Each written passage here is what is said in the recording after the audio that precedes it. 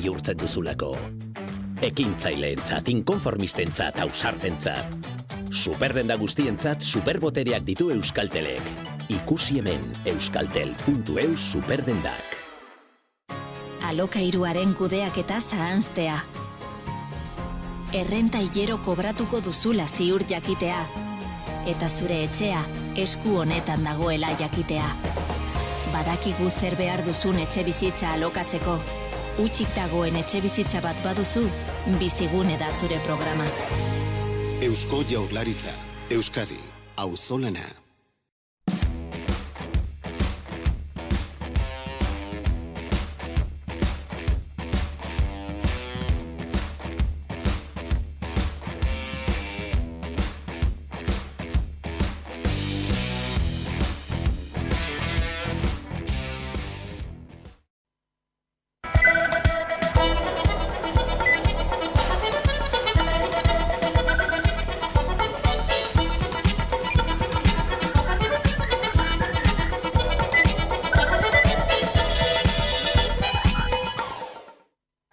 Ezkerreko hainbat alderdik eta sindikatuk deitutako protestak Parisko kaleak hartu ditu igande honetan. Total Energies enpresako langileak soldata igoeraren aldeko greban daude murgilduta eta horrek hornidura eskasia ekarri du. Herrialdeko gasolindegien herenak erregairen baten eskasia du edo itxita dago eta erregaia duten zerbitzu guneetan ilara luzeak daude eta tentsioa nabaria da gidarien artean. Erosteko ahalmenaren galerak eta inflazio handia tarteko aurrekontu proiektua bide azkarretik onartzeak herrialdiko giroa gaiztotu du. Bihar sindikatuen txanda izango da, lanbide arteko mobilizazioa aurreikusten dute, sektore guztietan elkartasunerako greba deitu dute, tartean Ipar Euskal Herrian. Kaixo guztioi eguerdion, ongi etorriak gurean gaur magazinera. Urriak 17 ditu, astelena da, eta pobreziaren aurkako eguna dugu gaurkoa. Energia krisi betean, familia asko ari dira egoera honen ondorioak jasaten, iparraldean ikusi dugu Total Energies enpresako langileak soldata igoeraren aldeko greban daudela murgilduta, eta biharko sektore guztietan elkartasunezko greba deitu dutela. Eta hegoaldean, pobrezia energetikoa pairatzen dutenak, geroz eta gehiago dira. Udane Arbeo. Urriaren 17 hau pobreziaren aurkako nazioarteko eguna dugu, eta une honetan bizi dugun energia krisiarekin uste baino lotura handiagoa du. Azken hilabeteotan prezioak izugarri igo dira, elikagaiak, erregaiak, argindarra, lehentasunezkotza ditugun horien guztien kostuek goruntz egin dute. Egoera honi aurre egin ezin diotenak ez dira gutxi. Gipuzkoan Tolosaldea garatzen agentziak eskualdeko pobrezia energetikoaren diagnostikoa egin du, Gipuzkoako Foru Aldundiaren eskutik. Datuen arabera Tolosaldean 3.160 etxe bizitzak alegia eskualdeko etxeen 16%ik pobrezia erlatiba jasaten dute, eta 987 etxe bizitzak 5%ek pobrezia larria. Hau da 4.000 etxe bizitza baino gehiagotan eskualdeko 5 etxe bizitzatik batean pobrezia energetikoa hauteman da, modu batera edo bestera. Tolosaldeako zifrak horiek badira pentsa nolakoak izango diren Euskal Herri osoko datuak. Energiaren egoera honi aurre egin ezin da, agintariek zenbait diru laguntza dituzte indarrean. Frantziar estatuaren kasuan, erregaien prezioa merketzeko laguntza litroko 30 zentimokoa azaro erdira arte luzatuko dute, eta hori ale Ipar Euskal Herrian ere eragina izango du. Egoera amesgaiztotza dute askorek, horren isla Total Energies enpresako langileak esaterako, soldata egoeraren aldeko greban daude murgilduta. Totalek 10 miliar euro urtero irabazten du, eta diru hori banatzen du akziodunei gehien bat, ikerketan pixka bat, baina gero langileentzat ez dute dituzte diruzariak igoarazi nahi behar den bezala. Inflazioa goia jotzen elikagaiak eta argindarra geroz eta garestiago soldatak horren tamainan igo behar direla aldarrikatu du Dufauk. Beraz soldatak langile guztiei igoarazteko mugimendua sortu behar dela. Ildo horretan astearte honetarako sektore guztietan elkartasunerako greba deitu dute, tartean Ipar Euskal Herrian. CGT sindikatuko Peio Dufauk argi du borroka hori aurrekari izango dela inflazio altuaren aurrean langileen soldata igotzeko. Energia krisiari irtenbidea emateko bidetako bat da autokontsumo energetikoa. Etxeetan panel fotovoltaikoak jartzeko aldez aurretik, udal lizentziarik lortu beharrik izan gabe, Eusko Legebiltzarrak lege aldatzea aztertuko du Euskal Herria Bilduk bultzatuta. Mikel Otero legebiltzarkideak adierazi duenez, ekimen honek panel fotovoltaikoak jarri dituzten pertsonei denbora aurrezteko aukera emango die, ez baita obra lizentziarik lortu beharko, udalari aldez aurretik egindako jakinarazpena nahikoa izango delako.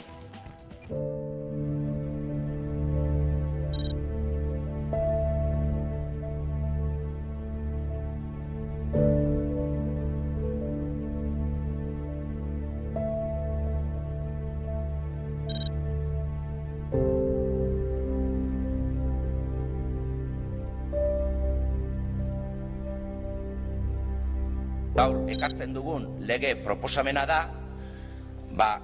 autokontsumoa errazteko lege proposamena bai, baina hirigintza eta lurzoruaren legearen artikulu zehatz bat aldatuz.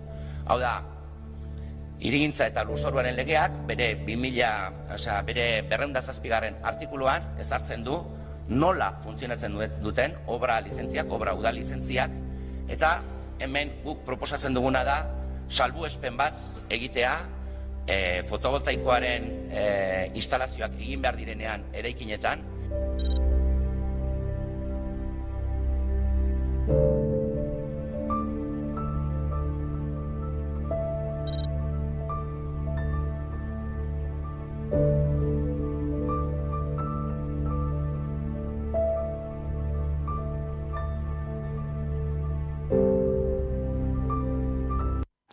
Horixe proposamena, eguzki plakak jartzeko udal obra baimenik behar izateak asko askartu dezakelako prozesu hori, eta hain zuzen ere, energia autokontsumoari buruz hitz egiteko Aitor Urrestia atzoko irakasle eta energia berriztagarretan adituago gonbidatu dugu gurera. Eguerdion, Aitor? Eguerdion, bai. Zenolako onurak ekarriko lituzke edo ekartzen ditu energia autokontsumoak? Lehenik eta behin faktura energetikoan, bereziki elektrizitatean aurrezte garrantzitsua suposatzen du, zen une honetan autokontsumo bat jarri eskero, une honetan merkatu elektrikoak dauzkan prezioak kontutan hartuta, gure panel fotovoltaikoak sortzen duteneko energia asko zen merkeagoa izango da. Orduan hortze onura ekonomiko garrantzitsu bat sortzen da, baina haratago baita ere energia berriztagarriekiko bultzada bat suposatzen du, gero eta energia berriztagarri gehiago sortzen den heinean, erregai fosil gutxiago erreko dira eta beraz baita ere klima aldaketaren borroka honetan onura garrantzitsua sortzen dira eta baita ere burujabetza energetikoan aurrera pausu garrantzitsua suposatzen du. Desberdintasunik aldago dena den sortzen den energia hori nora bideratzen den energia autokontsumo individualetik edota kolektiboa izatetik? Bai, segun eta zelan egiten den konexioa, egia da desberdina izan daitekeela, ez? Banakako instalazioak bakoitzak bere etxebizitzetan jartzen ditunak, bere etxearen sare elektrikoan, barruan egiten ditu, eta autokontsumo partekatuetan, adibidez komunitateetan, edo komunitate energetikoetan, kooperatibetan eta egiten dena, beste konexio puntu bat dago eta egiten dena nolabaiteko truke ekonomiko bat, ez? Fiskat desberdina da, baina egia da erabiltzailearentzat azkenean emaitza berdina dela, ez? Sortutako energia beraren fakturaren beherakada baten nolabait transformatzen da. Dena den, aipatu dugu, prozesua azkartzeko Eusko Legebiltzarra aztertzen ari dela, ez? Udal obra hori, eskaera hori egin behar izatea, baina zen bestelako oztopoak edo egon daitezke horrelako instalazioak egiterako orduan esaterako? Egia da, hau momentuz behintzat lege aldatzen ez den bitartean oztopoa garrantzitsu bat izaten dela, zen atzerapen garrantzitsua suposatzen du 2-3 hilabeteko atzerapena bakarrik lizentzia hori lortzen, eta esan behar autonomia erkidego askotan eskatzen ez dela, eta beraz aurrera pauso garrantzitsu bat izan liteke geurian, baina haratago baita ere une honetan arazo gehiago daude, baita ere, instalazio egiten denetik, guk sortzen duguneko elektrizitatea konputatu arte, hortzen nolabait batzutan distribuidora elektrikoak baita ere oztopoa jartzen ditu, eta hainbat hilabete pasa daitezke gure fakturan ikusi arte dauzkaguneko aurrezteak, eta une honetan baita ere materialen krisiarekin eta atzerapenak egoten ari dira azken hilabeteetan, panel fotovoltaikoen eta inbertsoren eta beste elementu batzuen entregatze epearekin, atzerapen batzuk egon badaude une honetan, ez dakigun noiz arte iraungo duten, baina egia da horrek baita ere suposatzen duela, hainbat hilabete itxaroten egon behar izatea panelak heldu arte.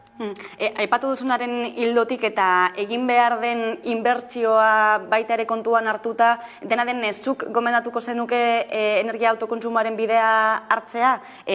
Hau da, onurak handiagoak dira inbertsioa baino? Bai, hori argi dago, une honetan dauzkaguneko merkatu elektrikoaren prezioekin oso errentagarria da, baina haratago baita ere prezio ohikoak, prezio arrunt batzuekin baita ere errentagarria da. Baina hemendik gainera lotu nahi dut hau pobrezia energetikoaren egunarekin, une honetan instalazio hauek bereziki dirua daukatenak egin dezakete, eta pobrezia energetikoaren kontra borrokatzeko aukera interesgarri bat izango litzateke baita ere, baina egia da egoera ahul horietan daudeneko pertsonek, familiek, ez dagoetela dirurik honelako instalazio bat egiteko, eta nik uste kasu honetan erakundeek baita ere esfortzu handia egin behar dutela, eta benetan inbertsio hauek bultzatu pobrezia energetikoaren kontra borrokatzeko baita ere. Mezu horrekin geldituko gara gaurko egunean, Aitor Urresti, eskerrik asko beste behin gurean izatagatik. Baita zuei ere. Eta ekonomia gaiekin jarraituta, Hego Euskal Herriko pentsiodunak Madrilen izan dira asteburuan, pentsioak urteko KPI pilatuaren arabera igotzea eta gutxieneko pentsioa bataz besteko soldataren 60%koa izatea eskatzeko. Azaroan herrietara zabalduko duten mobilizazio orokor bateko lehenengo pausua izan da asteburuko hau, eta aipatutako aldarrikapenez gain, gizarte segurantzaren kontu ikuskaritza egitea nahi dute, eta pentsioen sistema publikoaren privatizazioa salatu dute. Gogorarazi dutenez, pentsiodunek 3% erosketa ahalmena galdu dute 2021ean eta galera bikoitza izaten ari da 2022an. Hala azaldu ditu aldarrikapenak Jon Fanok. Zehatz mehatz. Ikusita nola inflazio gora etengabean ari da, eguneratu behar dira pentsioak kapiren arabera. Azpimarratu behar da, hemen Hego Euskal Herrian, hain txikia izan da, 70.000 sinadura bildu ditugula. Grebari ekin diote Amazonen Traparango logistika zentroko langileek. Lab sindikatuaren arabera, Amazonek Trapagaranen duen logistika zentroko langileen 100% dira greba egiten.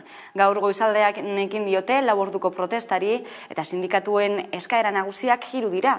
Soldatak KPIaren arabera eguneratzea, asteburuetako lana mugatzea eta banatzaileei subrogazio eskubidea aitortzea. Konpainiaren irabazi handiak ikusita, arazorik gabe onartzeko moduko eskakizunak iruditzen zaizkio lab sindikatuari. Eta Donostiako onkologikoa osoa eta monografikoa izan dadila eskatzeko, milaka lagunek egin dute bat minbiziaren espezialitatuko zentro honetako paziente, erabiltzaile eta langileek deitutako manifestazioan. Onkologikoa bizi dadila aldarrikatu dute, iritzi dutelako, zentro hau hiltzen utzi dutela. Onkologiako paziente eta erabiltzaileen batzordeko kideak eta zentro horretako enpresa batzordeko lagunek gidatu dute manifestazioa. Donostialdeko osasun publikoaren aldeko plataformak ere han izan dira, baita Inurri elkartekoak ere. Euskal Herria Bilduren, Elkarrekin Podemosen eta Lab sindikatuaren babesa jaso du manifestazioak, besteak beste. Eta beste gai batzuei helduta, sua piztu da berriz ere Eskaba mendian. Antsoaingo herri zaharreko baselizan hasi da sua eta goizaldean kontrolpean hartu dute. Sandra Urra, zein da egoera orain? Urriko bigarren 15 hau temperatura epelekin hasi dugu eta Ezkabako mendia albiste izan da berriro izan ere, igande gauean sute txiki bat piztu da eta informazio iturri ofizialek aipatu dutenez, ez da baso sute bat izan baizik eta Antsoaintzarreko baselizak hartu zuen sua. Suitzaileak lanean egon dira gauean zehar eta gaur goizeko euriak lagundu egin du guztia itzatzeko.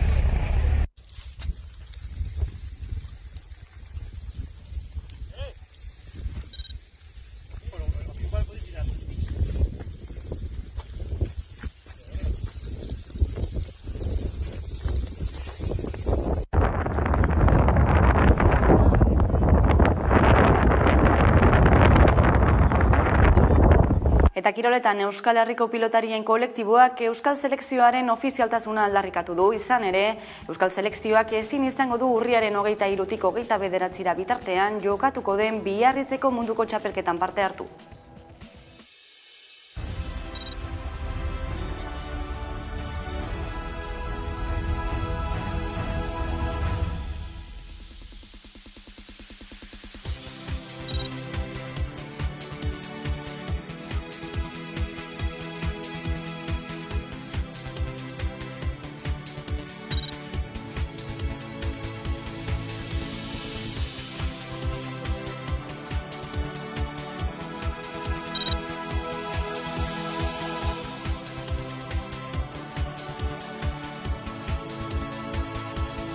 Ondorioz, Euskal Herriko instituzio eta eragilei honako eskaera hauek egiten dizkiegu. Munduko pilota batzarrari eta Euskal Pilota Federazioei eskatzen diegu jarrai dezatela egoera honi irtenbide bat aurkitzeko lanean eta har ditzatela helburuak lortzeko bidean behar diren erabakia. Aipatu dugu, urriaren 22-tik 29-ra Biarritzen jokatuko den munduko Euskal Pilota txapelketaren harira Euskal Pilota Selekzioa deituriko kolektiboak Euskal Selekzioaren ofizialtasuna aldarrikatu duela. Kolektiboaren kidea da Ander Martin eta pantaiaren beste alboan agurtuko dugu, eguerdion Ander. Ez dakit entzuten dugun, arazoak ote ditugun, ez dute bera entzuten eta, kaixo Ander? Bai, orain bai, entzuten da, eguerdion, esan bezala. Ofizialtasuna aldarrikatzen ari zarete, aipatu dugu, nazioarteko Euskal Pilota Federazioak antolatzen dituen nazioarteko txapelketa ofizialetan ezin duzuelako parte hartu, paradoxa puntu bat ere badu honek, ez? Alazera, gurearen Euskal Pilotaren munduko txapelketa bat, Euskal Herrian eta barriro ere Euskal Selekzioa gabe. Ez gero hori aldarrikatzen dugu, gure selekzioa parte hartu dezan olako txapelketak gurean kiroletan. Zein bidetik uste duzu etorri daitekela irten bidea? Bueno, nik usteet Durangon abiapuntu jarri behar dela, ekitale nahiko potente izan zala, eta hor da, bueno, ondak bideak izan ditetan, bai alderdi politikoak gai hau mai gainean jarri behar dute, eta landu egin behar da, helburuak ikuntza, alderdi politikoak lan hilatu leteke.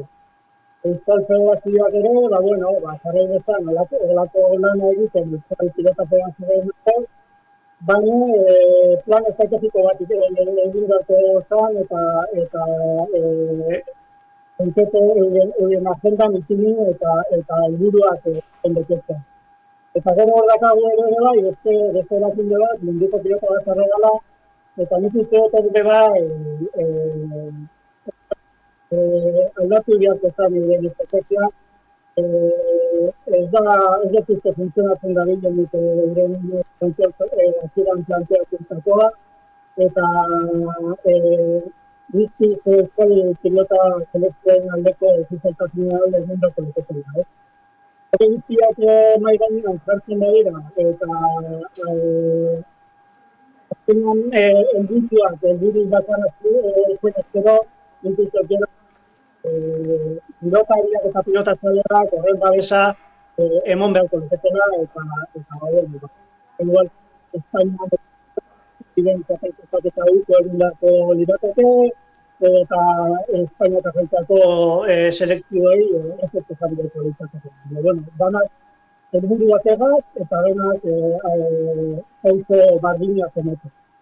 Horrekin lotuta, orain arte zen olako babesak jaso dituzu,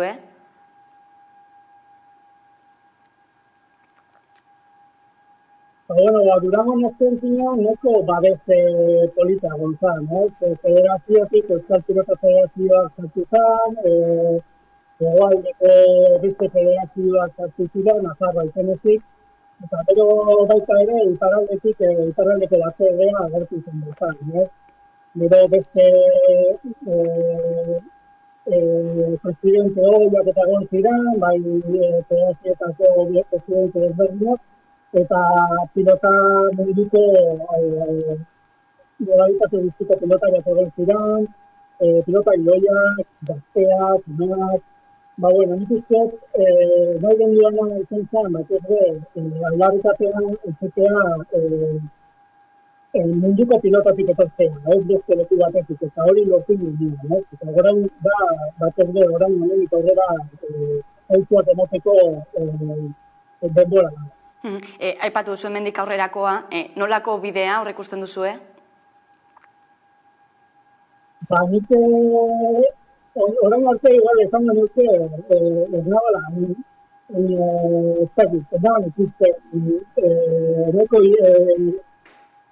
amakauta dana, eta initik iranean ikusten dana, postiko metzen dana, eta uste, hemendik aurrera, igual, bentzak pausoak egiten badira, eta bentzak dene batera bagoiaz, zerozak, eta oso zaila izango dela, zerozak lortuan. Ander Martin, Euskal Pilota Selekzioko kolektibotik eskerrik asko gaurkoan azalpen hauek guztiak emateagatik, hurrengo arte. Eta jendetza batu da Tafallan, Nafarroako ikastolen aldeko jaian eta eguraldia lagun, bisitariek era guztietako ekintzez gozatu ahal izan dute, Garceres de los Fallos ikastora antolatutako 4 guneetan. Sandra Burra, Iruña, konteguzu. Jendetza elkartu da Tafallan aurtengo Nafarroa oinez ospatzeko.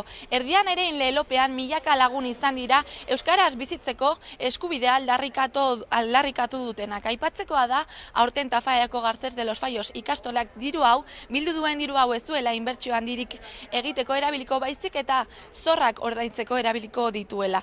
Aipatzekoa da horretaz gain leloa pasatu dietela hurrengo urtean Nafarroa oinezean sakanan ospatzeko Etxarriko Andramari ikastolan hain zuzen ere. Mila esker euskara babesten ari zareten guztioi. Mila esker bihotz-bihotzez Tafallako ikastola eta bere proiektua laguntzeagatik.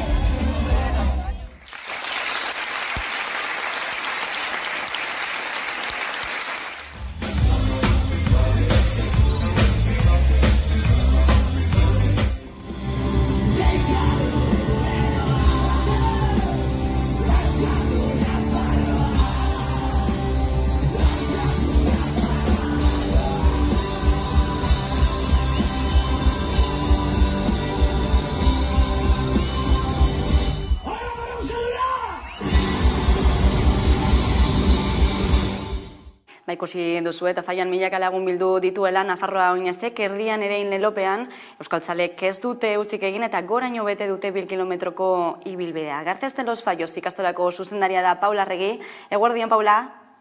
Kaixo, eguerdion guztioi. Irudiak ikusi berri ditugu, balorazio ona, ez da, aurreikuspenak bete dira? Bai, oso pozik gaude, egun arrakastatsua izan zen, egun edo asteburu esan dezagun, bi egunez ospatu genuen gure Nafarroa oineza, eta gaur aje emozionala geratzen zaigu.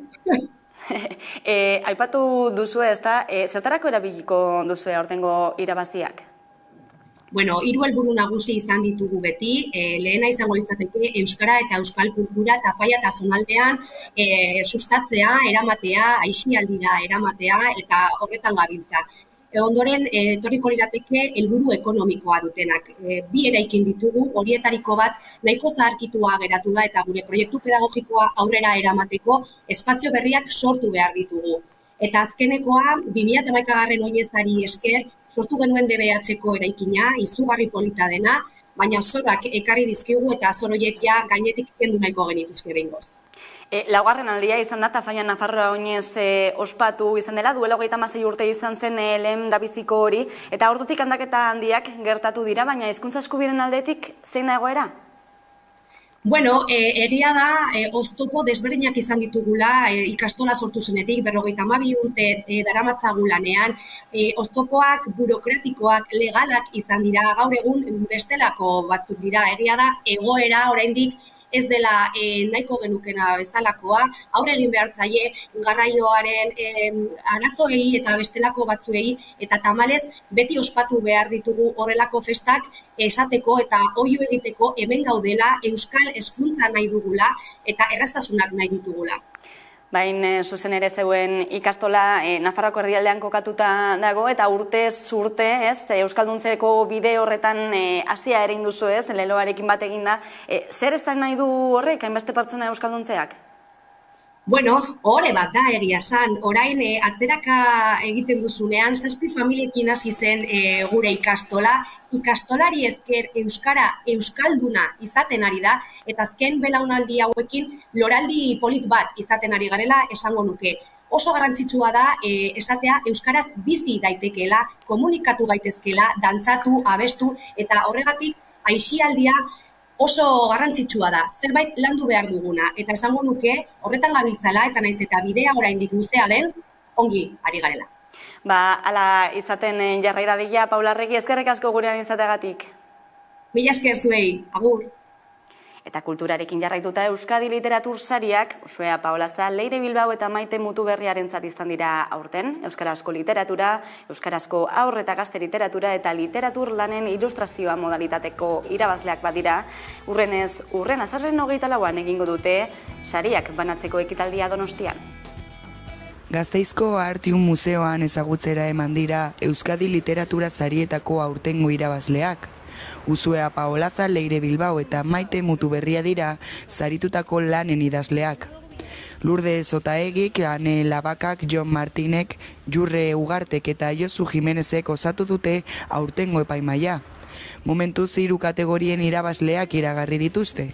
Euskarazko literatura saria, euskarazko haur eta gazte literatura saria eta azkenik literatura lanaren ilustrazio saria. Liburu honek kontatzen du ume baten egunerokoa soinu banda baten bidez. Hau da, esnatzen denetik, lokartzen den arte, bere inguruan dituen soinu, zarata, musikak hartu eta horiekin poema bisual eta jostagarriak egiten du.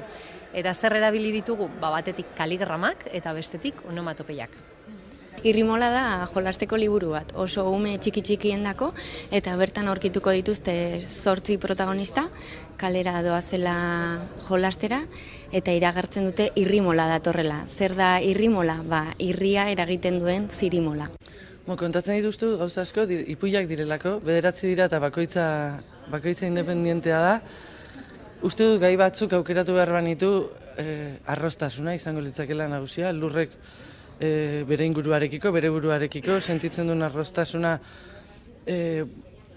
boterean dauden diskursoak bereekin talka egiten dutenean, arrostasuna edo egokitu ezina individu ahul bat izanik makroestruktura guzti horien azpian, eta esan duan haze aukera dago hor duintasunerako edo moralerako edo koherentziarako.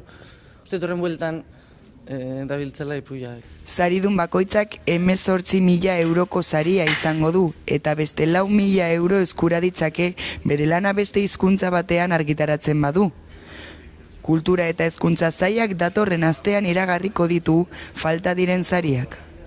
Sari hauetan helburu nagusi bat dago, eta da zuei, sortzailei, rekonozimentu bat egitea, eta jendearen aurrean aitortza publiko bat egitea zuen lanagatik.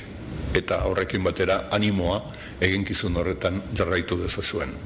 Azaroaren 24an sariak banatzeko ekitaldia izango da Donostian, Tabakalera Kultura Zentroan hain zuzen ere. Horiek izan dira eguneko lerroburuak, tarte baten ostean itzuliko gara eguneko elkarrizketa nagusiarekin. Gaurkoan gurean izango dugu Eneko Andueza, PSeren idazkari nagusia, orain arte.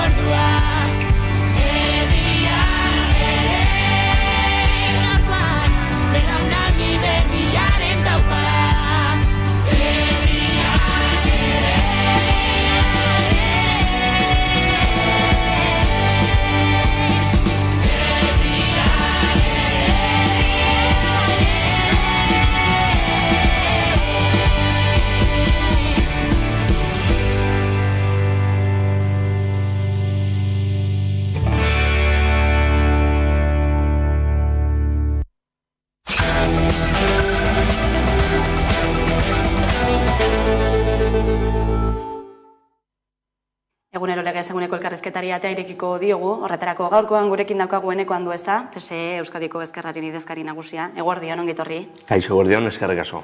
Bueno, bizi dugun egoera sozial eta ekonomikoari begira, nola hor ikusten dituzu aurtengo aurrekontuak? Gaurkoan Euskadi Irratian aipatu ditu Azpiazu sailburuak nabarmendu ditu batzuk? Bueno, oso garrantzitsua dira esango nuke, ezta? Covida pasatugu ostean, gerra ailegatu zaigu eta egoerari aurre egiteko funtsezkoa da aurrekontu sozial batzuk edukitea, espansiboak izatea, eta alba dugu alden babes gehien lortu behar dituzten aurrekontuak eduki behar ditugu bai hemen eta bai Espainian ere, funtsezkoa diralako batez ere etorkizuna garatzeko, beraz, momentu soziopolitiko eta ekonomiko oso konkretu batean gaude, beraz, aurrekontuak betiko moduan behar diren politikak garatzeko funtsezkoak diren kontuak izango dira. Posible ikusten duzu aurtengoan ere Euskal Herria Bildurekin adostasun zabal batera iristea aurrekontuetan? Uste dugu positiboa izango litzatekela, ez bakarrikan EH Bildu, baizik eta Elkarrekin Podemos, behintzat aurrekontu hoiei babesa emotia, ezta? Uste dugu pasatako urtean lortu genuen itxun oso positiboa izan zela aurrekontu hoiei perfil sozial gehiago emoteko, eta nik espero dutana aurten be hori posible izatea eta alba dugu gehiengo oso zabal batengatik babesa emotia guri ontzat ikusiko genuke. Eusko Jaurlaritzak iragarri du aurtengo zerga bilketa inoiz baino handiagoa izango dela, nola egingo da hori? Uste dugu dakagun sistema fiskala ona dela eta emaitzak hor daude eta azken finean sistema horren bitxartez posible izaten da politika soziale horiek aurrera eramatia.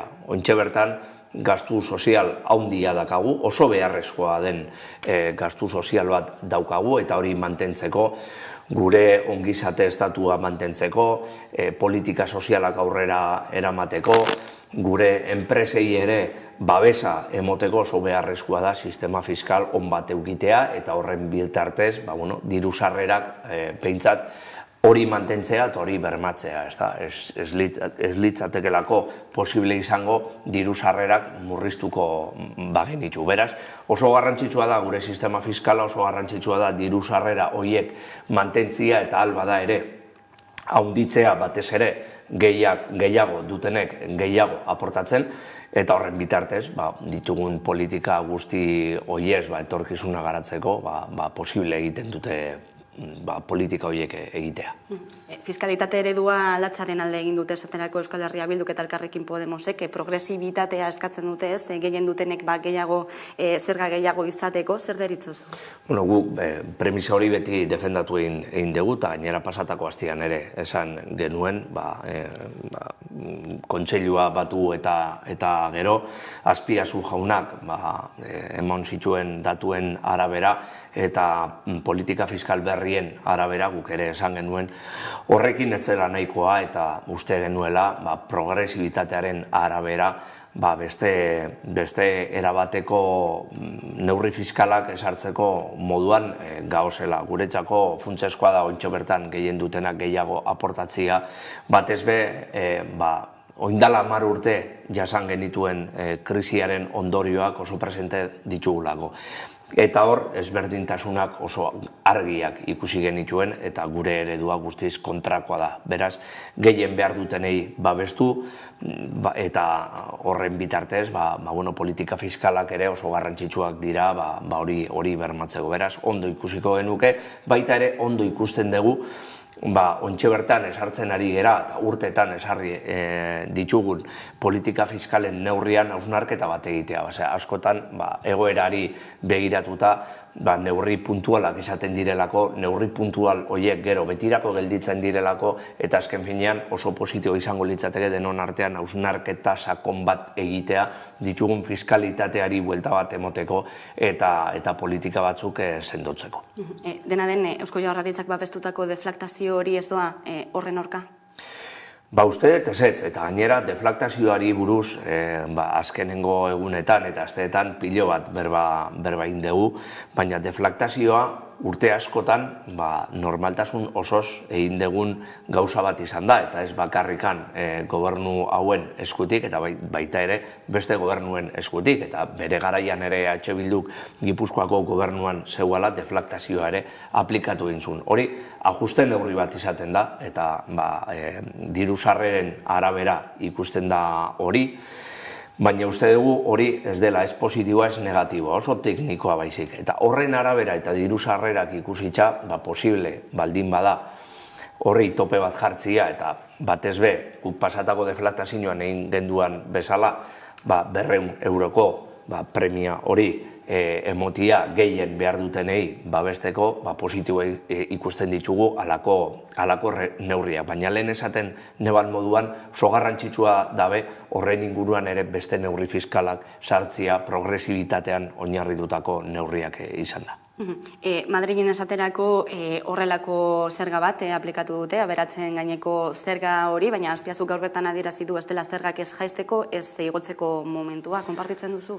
Bueno, nik uste dut autonomia erkidego bakoitza bere egoeria dakala, bere izaera, bai, eta hemen gogoraztia dakagu, fiskalitatearen eskumena ere badaukagula eta politika fiskalak hemen erabakitzen ditugula. Beraz, horren arabera ere gure irizpideak baditugu eta gure neurri fiskalak ere baditugula. Beraz, nik uste dut oraintxe bertan dakagun fiskalitate on bat dela eta gainera, egoera honi neurria hartuta dakan fiskalitate bat dakagula esango nuke, baina horrek ez du esan nahi hemendik gitxira, hemendik urte bat edo pare bat urtetara fiskalitatearen inguruan hausnarketa sakon bat egin behar dugunik. Gure ustez hori beharrezkoa izango dela hemendik 2 urtetara, batez be ditugun neurriak konpantatzeko eta hausnarketa sakon hori egiteko. Ez da momentua orain beraz. Gure ustez hori aplikatzeko ez, Euskadin ere badaukagulako alako zergak implantatutak eta badakagulako beste neurri batzuk implantatutak eta gure ustez oraintxe bertan dakagun fiskalitatea ondo neurtuta dagoela esango nuke. Madrilen hartu duten zerga horren gaineko erabakiaren ondotik etorri da CEO patronaleko presidentearen adierazpen hori, esanez, zerga ideologikoa direla, zer iruditzen zaizu? Karo, fiskalitate askotan ere ideologikoa da, neurri batzuk hartuta edo besteak, eta Andaluziako eredua ere badaukagu mai gainean, gehien dutenei zergak kendu eta gitxien dutenei, gero diru sarrer gitxiago eukita, hor penalizatzen zaie, zergatik, zerbitzu publikoak diru publikoarekin babestu egin behar ditugulako eta diru sarrera gitxiago baldin badakagu eta gehien dutenei halako premio bat emonda, uste dugu, zerbitzu publikoei kalte egiten diegulako. Hori ideologikoa da. Gurea ere ideologikoa da, logikoki, guk progresibitatea beti mai gainean jartzen dugulako eta uste dugulako gehien dutenek gehiago jarri behar dutela gitxien dutenei babesteko. Baina ez orain? Bai, orain ere egin dugu, bai 3 aldundietatik eta baita ere Eusko Jaurlaritzatik, lehen esan neban moduan, uste dugu oso neurtuta dakagula gure politika fiskala eta guk ez duguna egingo sekula, ez gehien dutenei fiskalitate gitxio edo presio gitxio esartu, guztiz kontrakoa horregatik lehen esaten eban moduan, guretzako deflaktazioa gauza tekniko bat da, hor tope bat ere badakagulako eta 200 euroko neurri hori ere badaukagulako eta horretaz aparte beste neurri fiskalak progresibitatean oinarritutak dagozen, beste neurri fiskalak sartzeko aukerian gauzela esaten dut. Diru sarrera bermatzeko errentaren erreformari buruz ere, zein balorazio egiten duzu? Uste gu itun ona lortu degula eta oso garrantzitsua zen orain dakagun egoerari begiratuta hori berriztea, itun hori berriztea eta hemen dakagun ongizate estatuari bultzada bat emotia. Guretako Elkarrekin Podemosekin lortu dugun ituna oso positiboa dela esango nuke, hala ere esatia dakat gehiengo osoa dakagun bi alderrizek oso argi geneukala zer norantza joan behar zen erreforma hau. Beraz, pozik, posible daukagun gero tramitazio parlamentarioaren barruan, beste alderdi batzuek aportazio gehiago emotia, eta aportazion horren arabera, gehiengo handiago bat lortzia. Egoera ekonomiko honen atzean ere, aipatzekoa energia krisia, uste duzu energiaren gaineko herri itun baten aukera zabaldu dela, Statkraft konpainia tarteko Euskal Herria Bilduk izan duen jarrerarekin? Baietz esango nuke eta oso positiboa dela ere esango nuke, ezta? Garaia zuan, kontutan eduki behar dugu hemen Euskadin bakarrikan kontsumitzen dugun 17% eragiten deula, eta hori ezinezkoa da. Oso hor jasangarritasunaren inguruan uste dugu energia berriztagarrien impultsoa oso beharrezkoa dela eta bereziki Euskadin autosufizientzi gehiago eduki behar degula eta horretarako azpiegiturak behar ditugu gai honen inguruan eta ezinbestekoa da itun hori lortzia denok bide berian boga egiteko, eta uste dut momentu honian gauzela. Momentu konkretu hau ere balio izan gaitu agian itun zabal horretara joateko eta beraz nik oso positiboki baloratzen dut eta ongi etorria ematen diet oraintxe bertan hor gauzen guztioi. Hezkuntza alorrean lortu den itun zabal hori, uste duzu kolokan egon daitekeela, Elkarrekin Podemosek kritikak egin dituelako eta berriro? Espero dut ezetz, Podemoseko ikusten diet askozbek eskatuta dagozela argazkixen inguruan, legien inguruan baino, eta uste dut lortu genituan ituna oso positiboa zela, oso zabala zela, ikasleak erdigunean jartzen zituen itun bat zela eta eskola publikoa ere erdigunean jartzen zuen itun bat zela. Beraz, ez dut ikusten ontxe bertan inungo arazorik itun hortan segitzeko. Logikoki, ongo momentua esposizio publikoa maituta, eragile sozialak beren ekarpenak egiteko momentua ailegatu dela, ekarpen hoien inguruan hausnarketa egingo dela eta horren inguruan ere tramitazio parlamentarioa ere ondino aurretik handakagu. Beraz, ibilbide isa osoa dakagu aurretik, beraz, lehenengo momentutik itun hortatik urtetzea akatzizugarri bezala ikusiko nuke. Eragile sozialek ere kritikatu dute lege hau, batez ere Euskararen aldetik esaten dutelako zehaztasun falta dagoela, konpartitzen duzu? Kezka hori? Nik uste ezetz, eta euskara ezileik arazo bihurtu, ez gai hontan eta ez inungo gaietan. Dakagun erronkarik nagusia ez da euskara gehiago jakitea erabiltzea baizik. Eta hor bai kezka izugarria dakagula Euskal Sozialistak geroz eta gitxiago erabiltzen delako. Logikoki erabiltzeko funtsezkoa da jakitea, hori logikoa da, zentzuzkoa da, baina uste dut oingo ereduan eta oin dakagun lege proiektu hortan hori bermatzen da.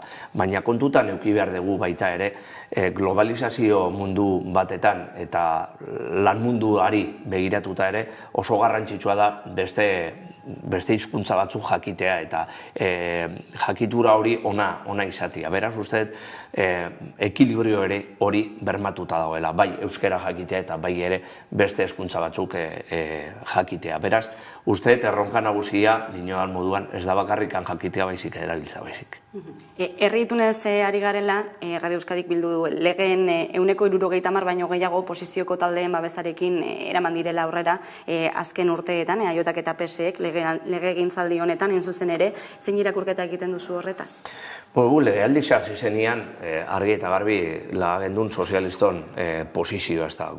Beti esan dugu esku zabaltasunez jokatu behar genuela, naiz eta gehiengo bat euki parlamentuan, pasatako legealdi zan hori esen gertatzen, eta beharrezkoa zen beste alderdi politikoekin itunak lortzia, baina arata gehiago momentu honi ikusitza, guk beti esan dugu eskuzabaltasun hori guren eskutik etorriko zala baita eta guk beti esan dugu guren hortasunean ere badaola ezberdinen arteko akordioa lortzeko gaitasun hori eta demostratu egin dugu. Ez bakarrik aldegiekin, baizik eta arata gehiago ostegunero lortzen ditugun itunen inguruan. Beraz, posgarria da, eta uste momentua politika zerbaitetarako balio duela demostratzeko badala. EAJarekin harremanak zer moduz daude?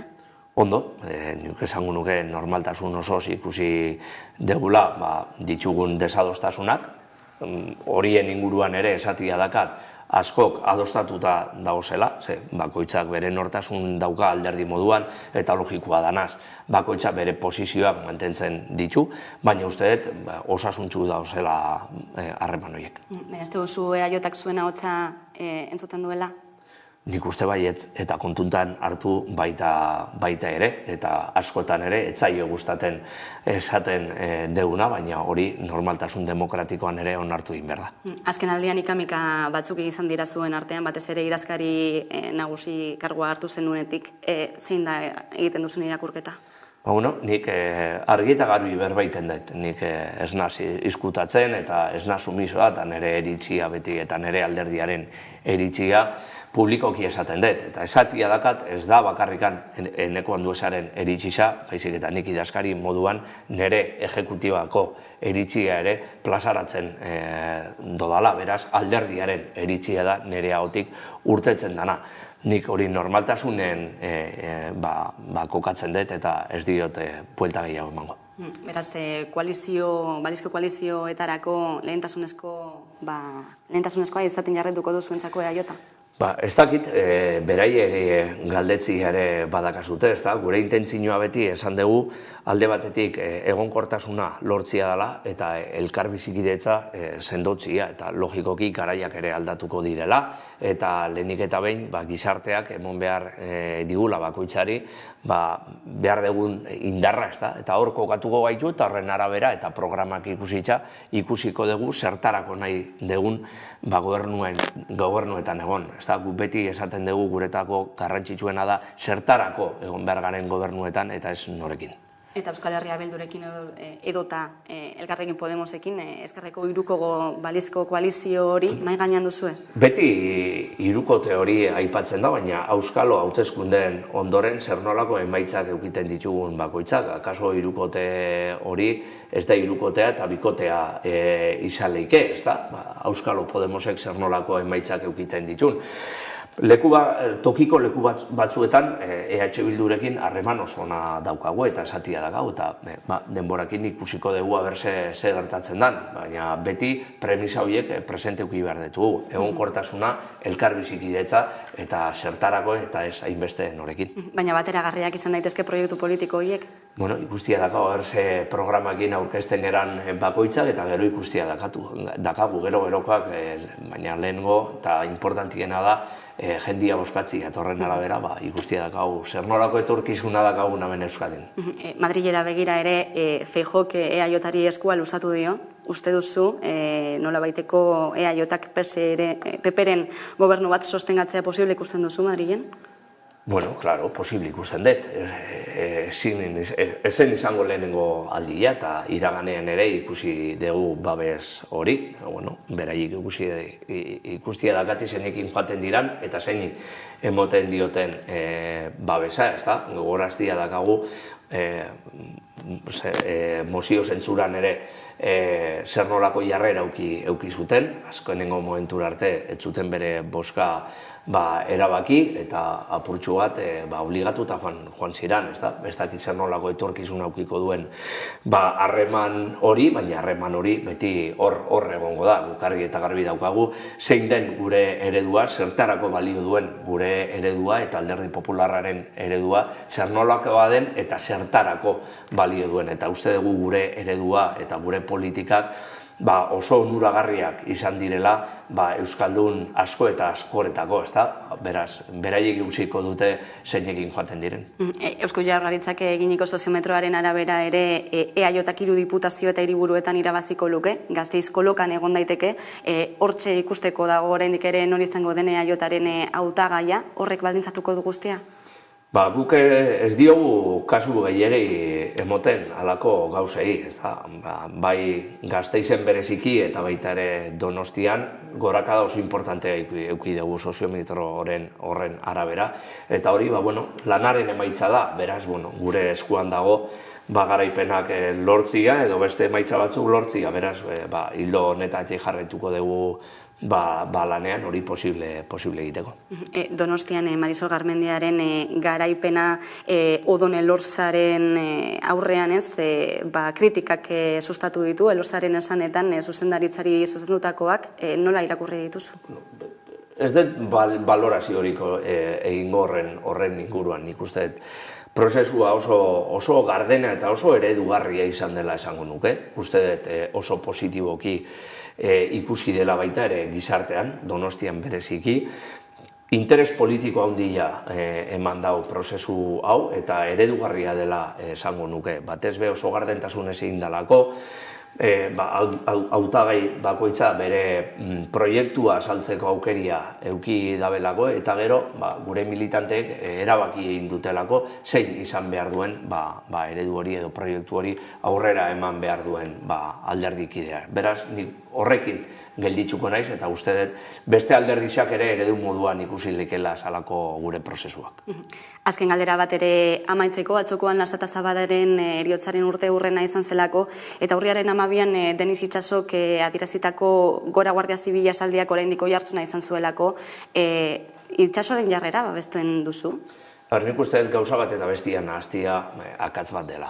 Nik uste dut Denis Itsasoren hitzak kontestu batean zegoazela, zan eguna salako eta bere kargua delako, ezta? Ez dut ondo elo txartu ikusten duenik egin beharrekoa zen, eta gainera nik positiboki ikusten dut, gainera elebiduna egitea, ezta? Eta euskeraz egitea, nik ez dut ezer arrarorik ikusten. Beste gauza bat da Lasa eta Zabalaren gaia, ezta? Nik beti oso kontundente izan naiz gai honen inguruan, beti esan dut egia, justizia eta reparazioa beharrezkoa dela, eta nire aldetik beti biktimak nik ondoan ikusiko gaituela. Beraz, nik beraien gertu egoteko prest nago eta beti izango naiz. Baina, egunean bertan urriaren 12an arrabotsa sortu zuten hitzok biktimak, estatuko biktimak humillatu sentitu zirelako. Bueno, beste batzutan ere, beste biktimak humillatutak ikusten ditugu eta hori denuntziaten dutenek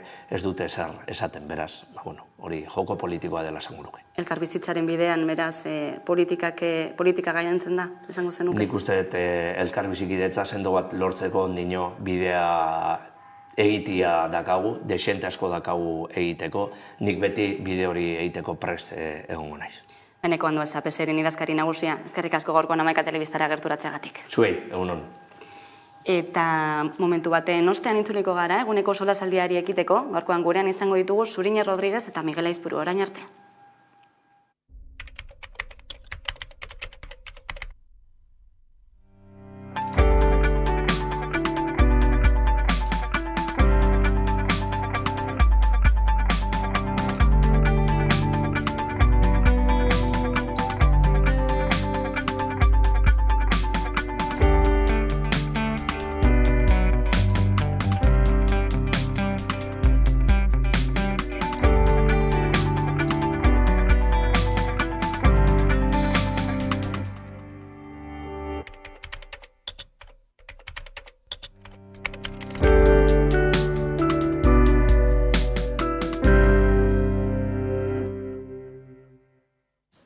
Jauzi digitalari esker, telebista guztietan ikus daiteke aurrerantzean Hamaika Telebista.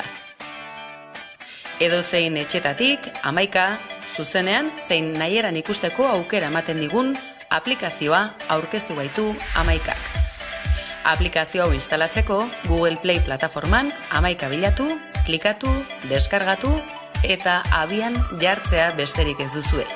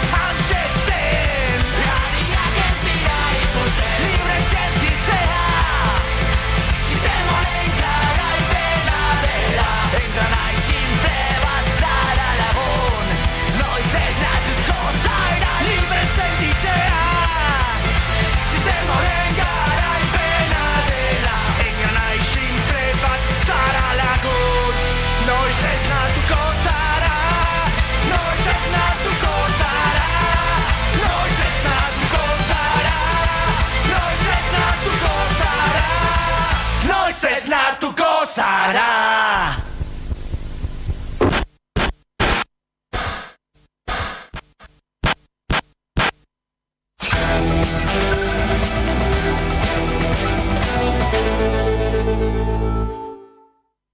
Egunero legez, eguneko elkarrizketari barkatu, eguneko solasaldiari eta irekiko diogu horretarako gaurko solaskideak, alde batetik Zuriño Rodríguez, eguerdion, eta Miguel Aizpuru, ongitorri. Bueno, gaur pobreziaren aurkako eguna, eta hain zuzen ere, asteburuan, Frantziako estatuan izan diren mobilizazio horiek gogoan alde batetik, ezta? Eta bestetik ere, Euskal Autonomia Erkidegoko aurrekontuak zenolakoak izango diren ere, ikusten hasiak garen eguna da. Bat eta bestea, ez? Erlazionatu daiteke, nola ikusten duzue dena den Frantziar estatuko mobilizazio horiek, bihar greba intersindikala ere izango dutelako, ez dakite ona olatu hori etorrikote den. Bueno, bai, nik uste dut momentua dela, ez da, protesta egiteko, jasan ezina da gertatzen ari dena inflazioarekin, presioarekin, eta bizitza kosten garestitzearekin. Eta esango nuke, frantsesek batzutan izan direla aurrekariak ez horietan, ze oraindik ere, sindikatuek adibidez pisu handia daukate Frantziako gizartean, eta askotan ikusi ditugu greba oso potenteak, ez? Hemen adibidez, ez dugu hainbeste ikusten, ez? Momentu sindikatuak, itxoiten da biz, ez? Ziurazki ikusiko ditugu mobilizazioak, eta batzuetan ikusi ditugu, baina Frantziako esango nuke nahiko potente izan dela, eta egon bar garela adi, ez da? Eskerrak bebai Frantzian zapatuan egin zuen, indar demostrazio bat, eta, badirudi hor mugimendu bat sortu aldala, ez da? Protesta mugimendu bat, así que, jarraitu beharko dugu, ez da?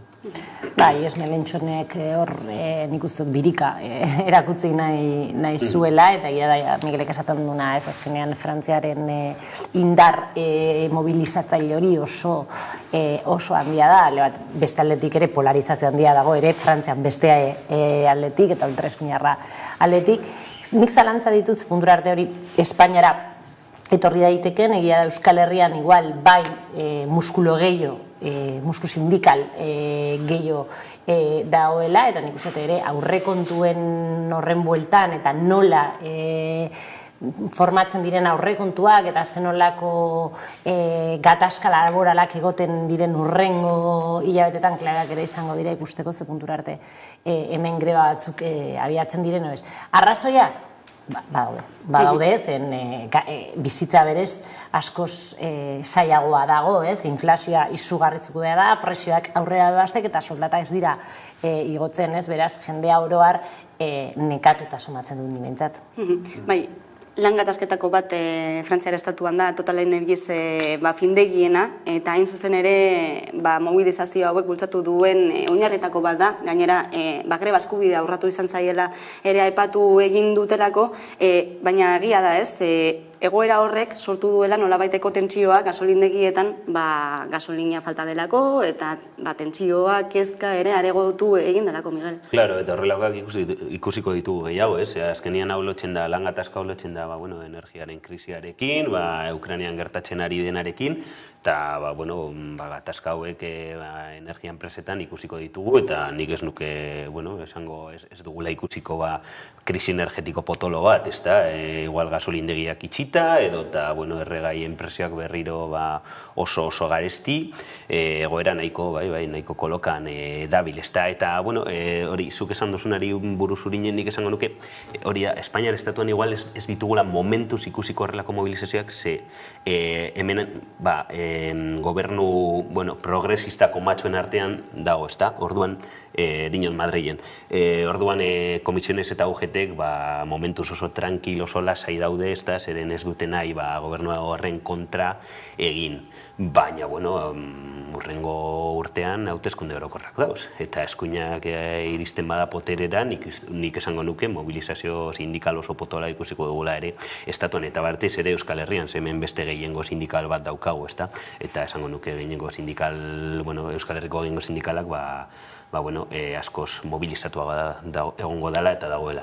Bai, behitxo pasaen aurrekontuekin hemenean, elak adibidez oso kritiko agertzen, labek pixkat gutxiago, baina ere oso kritiko ez bakarrik Eusko Jaurlaritzakin, baizik eta EH Bildurekin ere. EH Bildu eta Nafarroarekin ere. Eta orduan ikuste dut gauza bera gerta daitekeela hauteskunde hauteskunde honetan, hezkuntza legea ere dator, ere Steilaksek oso kritiko izan da. Orduan, ni bai uste dut hemen Euskal Herrian gerta daitekeela mobilizazio bat, egia da ere Euskal Herrian ere hauteskunde municipalak ditugula, eta hori ere baldintzatu dezakela mobilizazioa, eta nik uste dut hemen klabea izango dela enpresa handien egoera zein diren, zer gertatzen da Mercedes bezalako lantokitan, eta ere egonen omen dan beste krisialdi bat, edo beste lan gatazka bat hori sostengatzeko. Egia da, Madrilen, nik uste saiatzen ari dana batez ere da, oso modu estetikoan eta oso propagandistikoan neurri sozialak iragarri, eta hori nola ez ekartzen du sindikatuen pizkat ez atzera pausu moduko bat. Baina atentzioa igoko da, eta adibidez PPek nik uste dut jarri dela Feijorena, jarri dela hauteskundetara begira eta tensionatuko duela ere eztabaida politikoa. Eta monetan enbestaldean dago patronala ez, baina eta berriro esan ez, ez dela soldatak igotzeko momentua, ez dela zergak igotzeko momentua, hemen Euskadin ere ikusten duguna. Bai, baina, bueno, patronalak badakigu ez beti ze defendatzen duen, ez da, sorpresa izango zen, kontrakoa defendatzea, ez da. Egia da, bueno, momenturen puntual batxutan, soldataren igoerak bai paktatu dituztela Espainiako gobernuarekin, baina orain beste dinamika batean daoz, eta, bueno, ikusi genuen ez, lan erreformarekin, edo azkeneko soldata minimoaren igoerarekin, patronal oso radikal bat daukagu estatu honetan, eta sorpresaren bat izango zen, hortik mugitzea patronalak ez da, baina patronalen jokaera bebai oso arriskutsoa da, gizarte kohesiorako hori oso argi dago, batez ere krisi garai. Klabea da, gobernuak, kasuntan EAJak EAen eta Espainian PSek eta batez ere Yolanda Díez zenolako mugak ere ipintzen dizkion patronalari, patronalaren jarrera estrategia ez da aldatu, baina ez da estrategia ona jakinda ze egoera soziala daukagun, orduan ezin dana da bere diskurtsoa auspotzea, orduan nik uste ere klabea izango dela, eta nik usi dugu adibidez Yolanda Díez nahiko kritika patronalarekin, ez da gitze puntura arte hemen gauza bere ikusiko dugu Mendiarekin, ez? Aurrekontuak aipatu dituzue, oraindik ere zehazteke nolakoak izango diren eta negoziaketak hasteko ere oraindik gelditzen den arren gaurkoan Pedro Azpiazu Ogasun Sailburuak adierazi du, ez? Ezberdintasun sozialei aurre egitera bideratutako aurrekontuak izango direla, eta era berean aipatu du ez dela zergak jaisteko momentua, ez da igotzekoak ere. Ez dakit nola uztartu daitezkeen bi gauza horiek, zein kutsu hartzen diozu, Miguel? Bueno, egia da, aurrekontuak azken urteetan espansiboak izan direla eta gastu soziala indartu dela Eusko Jaurlaritzatik, baina nik uste ezin dugula beti zorretara, merkatuetara begira jarri, eta erreforma fiskal bat beharrezkoa izango dela, zeren eta datorren krisia oso potoloa da eta egoera oso txarra, eta uste dute redistribuzio bat egitea beharrezkoa izango dela Euskal Autonomia Erkidegoan eta Espainiar Estatuan ere, eta aurrekontui buruz, egia da, pizka bat goiz dela jakiteko nondik jungo diren, baina, bide sozial hori jarraituko dute ni ziur nago, baina nire zalantxe da, ea posible izango da aurten akordioren bat oposizioko talde batekin, birekin, ez da, iaz bai posible izan zen, EH Bilduk abstentzioa eman zuen, eta, paktu egin zuen, enmienda asko sartu zituen, baina aurten, goratu behar dugu, hauteskundea dauzela, ez da, urrengo udaberrian, eta horrek igual markatzen du, eskondizionatzen du dana, eta akordio hori ikustea, igual zailago izango da. Nagia da, nik ere uste oso zaila direla akordio hori lortzea, baina liberan ez du behar. Absolutua duen enean ez du behar, ez? Ikusi beharko dira, ikusi beharko ditugu zen olako aurrekontuak ekartzen dituen, baina egia da, hartzen badugu adibidez Urkulluk bere momentuan eman zuen itxartzea, ez? Politika orokorreko bilkulan, hainbat gauza esan zituen, aurrekontuetan ikusi beharko genituzkenak, adibidez hori da Osakidetzaren indartzea, eskau. Hemen, holan, titular modun esaten badezu, Osakidetza indartu behar da, oso polita geratzen da, eta nahiko ados egongo gineateken ikusten guztiek gauza da nola egiten duen hori aurrekontuen bitartez, ezuk indartu dezakezu Osakidetza, adibidez, langile publiko gehiago jartzen, ope baten bitartez, edo zu indartu dezakezu Osakidetza privatizazio batekin, ez? Eta Eta, bueno, ez dakit zerbitzu gehiago privatizatu, hobeto eman, baina hori erakusten dizu espansibo baino neoliberalak direla, ez? Eta hori da ikusi behar duguna, zu hezkuntzan gehitu dezakezu, edo gizarte alorrean igo dezakezu partida, baina partida hori eman aldiozu kontsultora batzuei, ez? Orduan, bai, handitzen duzu, baina sakontzen duzu eredu privatizatzailean, eta azken boladan ikuste EAJak horren apustua egin duela, ez? Orduan ikusi beharko dugu zer egiten du. Bai, deflaktazioaren neurriak ere zer esana eman du, ezta? Progresiboa ez delako eta badirudielako egin handi batean ez dirudiela bat egiten duenik, ez? Diskurtsoarekin. Bai, nahiko polemiko izan da gaia, ez? Egia da, zuk ikusten duzu, iragarri den deflaktazioa eta klase langile eta ertzaintzako, pizka bat aurreztuko dute, baina egia da, hobeto geldituko zaiela, errenta handien txat, ezta? Nik uste dute ez dela momentua deflaktazio asko egiteko, eta esango nuke hori behar dena da reforma fiskal serio bat, ezta? Ze modelua, eredua ikusten ari gara eta ikusiko dugu gehiago etorkizunean, ez dela jasangarria, ezta? Eta, jende asko oso egoera latxan dagoela, eta, ez dakit, kontsumo, presioak eta bizitzaren kostea edo gerotan handiagoa da, eta ez dugu ikusten adibidez soldata basuetan eta errenta basuetan inolako igoerarik. Ez orduan hor eskutu sozial bat egin behar da, landu behar da eta indartu behar da, eta horretarako zergak ikutu behar dira, noski. Uste duzu, momentu hori helduko dela pizkanaka Europatik heltzen ari diren neurriekin ere ikusten dugu, ez? Nola baiteko politika neoliberal horiek atzean usten ari direla, gauza batetik edo besteagatik bada ere, ez, kolokan gelditzen ari direla, hartzen ari diren neurri batzuen aurrean. Bai, egia da hemen, nik uste bai egiten ari direla hainbat neurri konjunturalak, egoera oso zaila dalako, ez, eta zuk ezin dezuna da pobreziaren poltza horiek haunditu zen, hori egiten badezu apurketa sozial bat egon daiteke, eta izugarrizko polarizazio bat, orduan nik bai uste dut hori ekiditzen ari direla, bai Europatik, bai Espainetik, eta bai Euskal Herritik, baina hori ez du ezan nahi biraje hori neoliberal hori dezagertu denik. Hori esaten du modu konjuntural batean hainbat neurri hartu direla egoera latzari aurre egiteko. Baina neurri horiek izan behar dira estrukturalak benetan eredutaz hitz egiteko. Eta orduan, adibidez, deflaktazioaren neurria askotan hitz egitea batez Alderdi Popularra nahiko ados dago deflaktazioarekin, eta hori ere esan nahi digu zerbait, baina oso populista eta oso estetikoa izan daiteke, zu jendeari ez daten dioz, deflaktatuko dugu ekonomia, deflakzio hitza nahiko saia da ulertzeko, eta orduan nik ez dakitzue, baina nire eguneroko jendea ez duera biltzen hitza, eta orduan zer den oso ondo ez dakit, orduan oso modu simplifikante batean esaten zaie, bai, lasai, zuk ordainduko duzu gutxigo deklarazioa ailegatzen zaizunen. Orduan, zu hori entzutean, oso ondo, bizitza garestitzen ari zain, eta esaten diate gutxigo ordainduko dudala, edo gehiago emango didatela deklarazio egiterakoa. Baina, horren beste aurpegia ez dugu azaltzen, eta da, zu deflaktatzen dezu ekonomia, baina orduan zuk orain arte hartzen zenitun impuestu askotazko ez dituzu hartzen, eta diru horrekin ze, faltan diru horrekin ze. Eta faltan diru horrekin, ezin da adibidez egin, ospitalak, ezin da inbertitu hezkuntzan, edo ezin da inbertitu garraio publikoan. Orduan nik uste, bi aurpegi hauek bai azaldu behar direla, ekonomia deflaktatzen dugunean ez du esan nahi.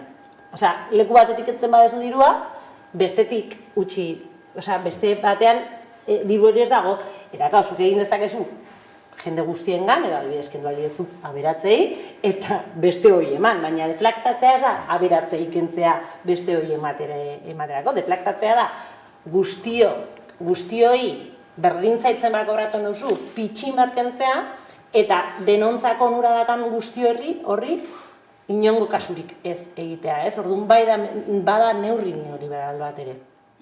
Neurri orokorra da, eta gero hori, galtzen den rekaudazio hori estaltzen da, merkatuetara juten lehen esan dudan bezala, baina nik uste momentu horretan bide hori ez dela egokia, ezin duzu bai, kriston zorra auki, eta, zure bide bakarra merkatuetara jutea zerga parkatu zorra publikoa saltzera, nik uste bide hori bukatu behar dela, eta gero Europatik datozen ideiak, egia da austerizide hori bukatu dela, baina gero, beste movimentu nahiko kezkagarriak ikusten ditugu, adibidez, indarra hartzen duen ultraeskuinak, adibidez Meloni Italian, izango da ultraeskuina eta identitaria, baina politika ekonomikoak eta fiskalak neoliberalak dira guztiz, orduan hor kontra esan bat dago, Europak dioen, Bruselak dioen plan berrien artean, eta gero eskuina eta ultraeskuinako indarrak bere estatuetan egiten ari direnarekin.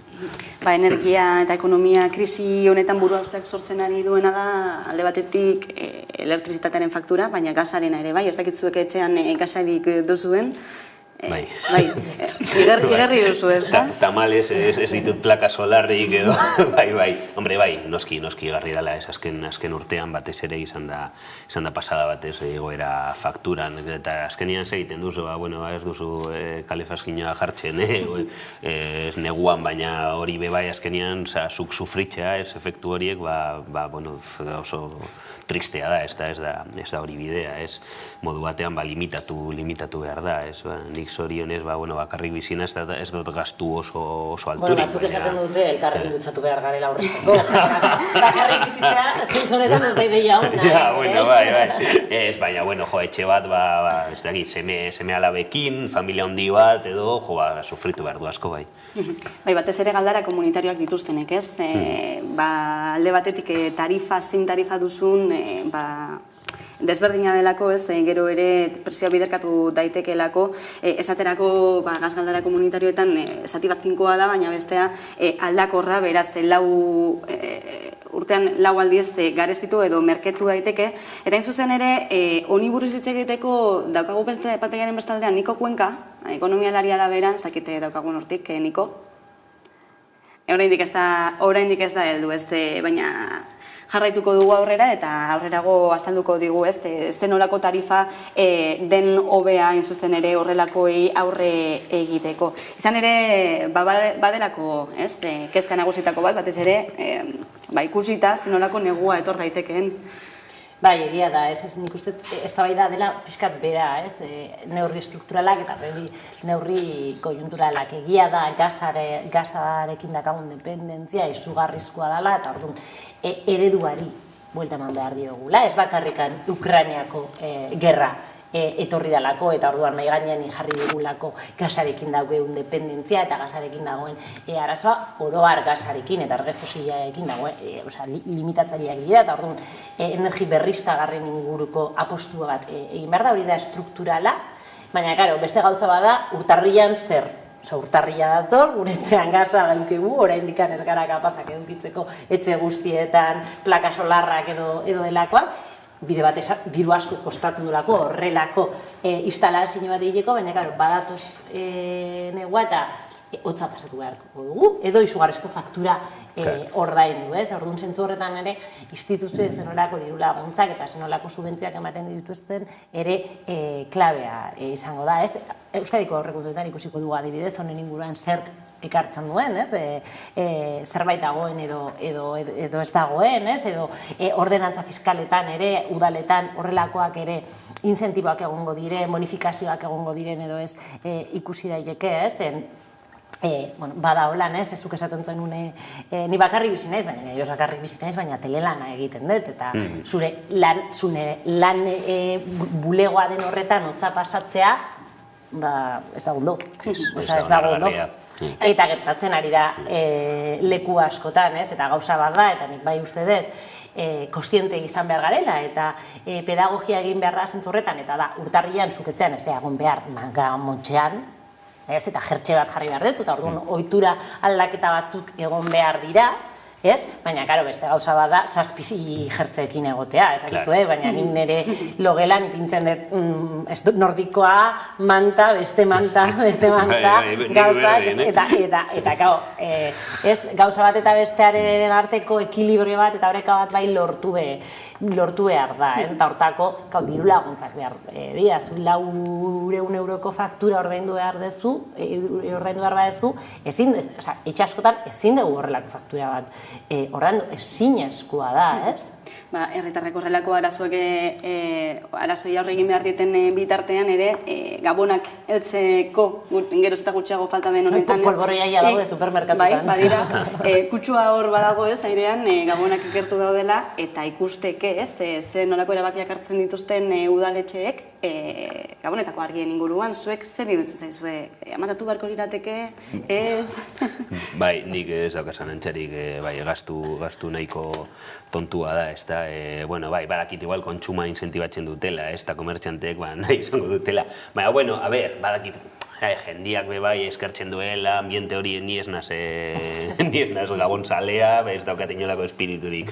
Baina, ulertzen dut, ez? Baina jarri gabonak diren 2 asteetan, ez da, ez jarri 2 hilabetetan zehar, kriston gastua da, ez da sostengarria inola ere, eta diru hori beste gauza garrantzitsu eta inbertitu daiteke, ez da. Nik argi daukat, eta gainera estetikoki oso itxuseak iruditzen zaiz. Oso itxuseak. Azken boladan bai jarri dute, modernoagoak hainbat lekuetan, eta oso polita, baina egia da badela energia aldetik ez daukat zentzurik. Nik uste dut egingo dutena da murriztu, baina ez dituzte kenduko, eta jarriko dute seguramente hiriaren erdialdean.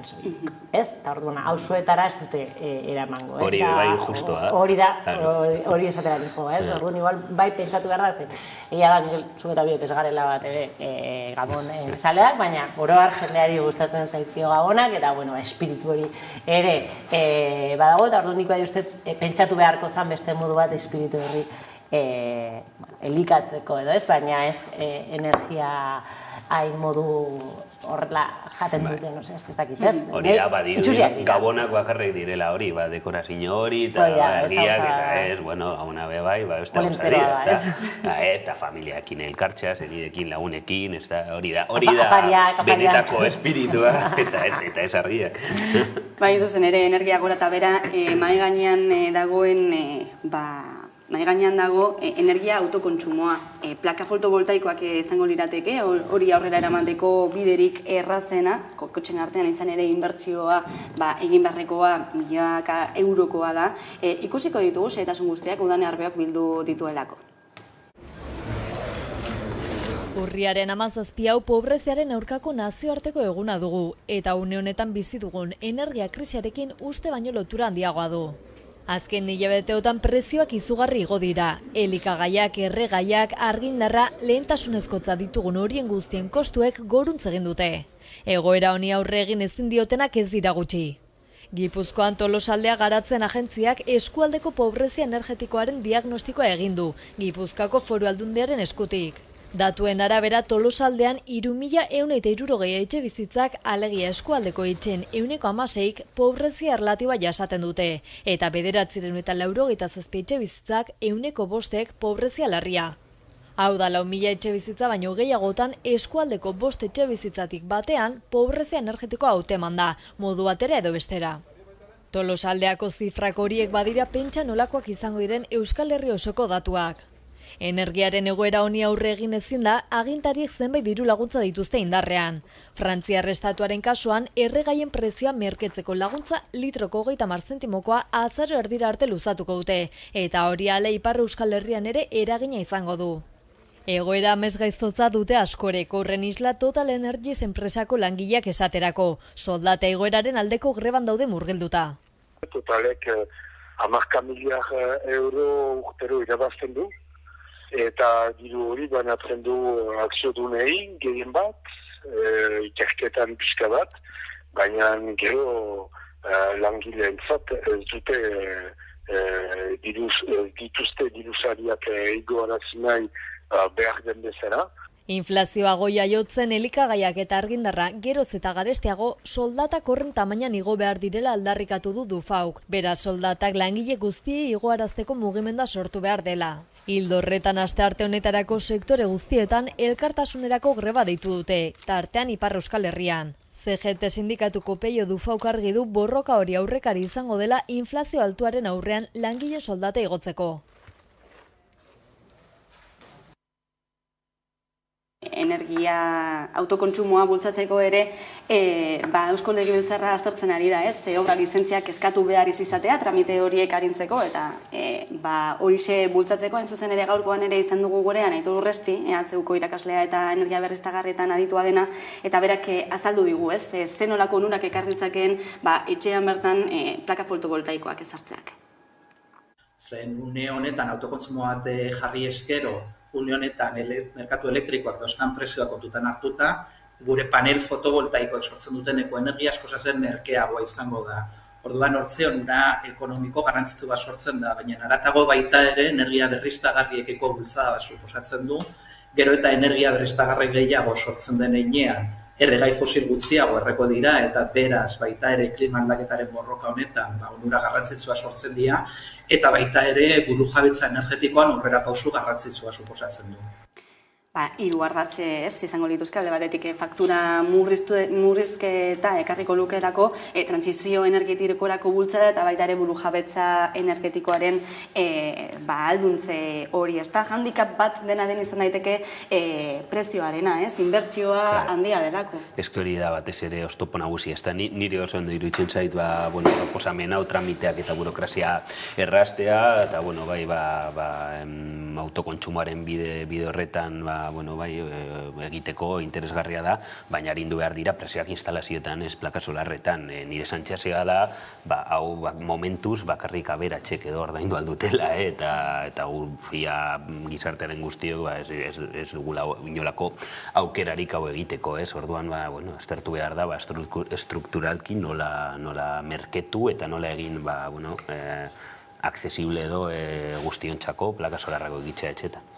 Ez transizio ekologiko horren inguruan itziten dugunen egia da, konpromisoa eta gure sentsazioak eta guk egin nahi duguna oso ondo dagoela, baina gero hori diru bat suposatzen du, eta nik arintzea baino nik bai esango nuke guztiz finanziatu behar dela, transizio ekologikoaren aldeko apostua egiten badegu, finantziazioa osoa izan behar da, eta ez bakarrikan plaketan, etxe bizitzak oroar prestatu behar dira, zenbat etxe bizitza dakaten leiho txarrak, ate oso zaharrak zeinetan aire guztia eta bero guztia juten da, eta hori aldatzeko, nik saiatu naiz adibidez aldatzen, eta dirua da, naiz eta ez izan plakak bezain beste, baina dirua da, eta etxe askotan ezin da, orduan, nik ustez finantzak eta publikoa izatea, rentaren arabera ezinbestekoa dela ere, transizio ekologiko hau egiterako momentuan demokratzailea izateko eta benetan transizio hau guztiona izateko, egia da, gero aberatzak egingo dute, konsientzia ekologikoa izaten badute ere, porque si no berdin izango zaieta, ez dute egingo, baina si no egingo duguna da, pobrezia energetikoa areagotu, eta pobrezia energetikoa existitzen den errealidade bat da, zen ez dute edukiko plaka fotovoltaikoak, baina aldi berean ez dute kalefakzioa ipiniko. Alegia, hotza pasatuko dute, berdintzait, ze ereduekin, eta hori da justuki horri aurre egin behar zaiona, ez? Adibidez, etxe bizitza batean egon gailu bat jartzeko, laguntza nahiko interesgarriak dauz, gaur egun, orduan zergatik ez da egiten eredu, antzeko eredu bat, plaka fotovoltaik egin eta lehiokin eta horrelako erreformekin, nik uste dut hori izan behar dela bidea, ez finantzazio publikoa, osoa, nik oso zaila ikusten dut zurine. Nik desirak esan ditut. Baina, partekatu bat, ez finantzazio partekatu bat, da bidea bai. Argindarraren fakturaz ari gara, baita ere aipatu dugu lentsago ere gazaren fakturari nola aurre egin, eta horri buruz hitz egingo dugu hain zuzen ere, joan zait, Niko Kuenka ekonomialariarekin barkatu, eguerdion Niko. Beno, okuk, erabiltzaileen eta kontsumitzaileen elkarteak aipatu du, ezta? Gaz naturala duten kontsumitzaile hortarazpena egin diela, azken baliabideko tarifara jotzeko gomendatzen. Zergaitik autu hori? Besteak beste, Espainiako gobernuak hartutako neurri esker, diru laguntzak jasotzen dutelako halako kontratuen bitartez, gasa kontsumitzen duten edo kontratatzen duten hori, ezta? Orain arte, betianik egon izan dira bi tarifa mota, alde batetik librea eta regulatua izango litzatekeena. Regulatua da zuek aipatu duzun tur edo azken baliabideko tarifa hori, eta gobernuak egin duen aldaketa izan da, tarifa honen bitartez pairatuko den edo tarifa honek izango duen prezio egoerari muga jarri dio. Bai, honek askoz erakargarriago egiten dau tarifa libreekin konparatuta. Ez da, gitxo gora bera, eta azkenengo datuak begiratuta, tarifa honen bitartez sortzen den prezioa 6 zentimoko prezioa izango txateke kilobatio orduko, ez da.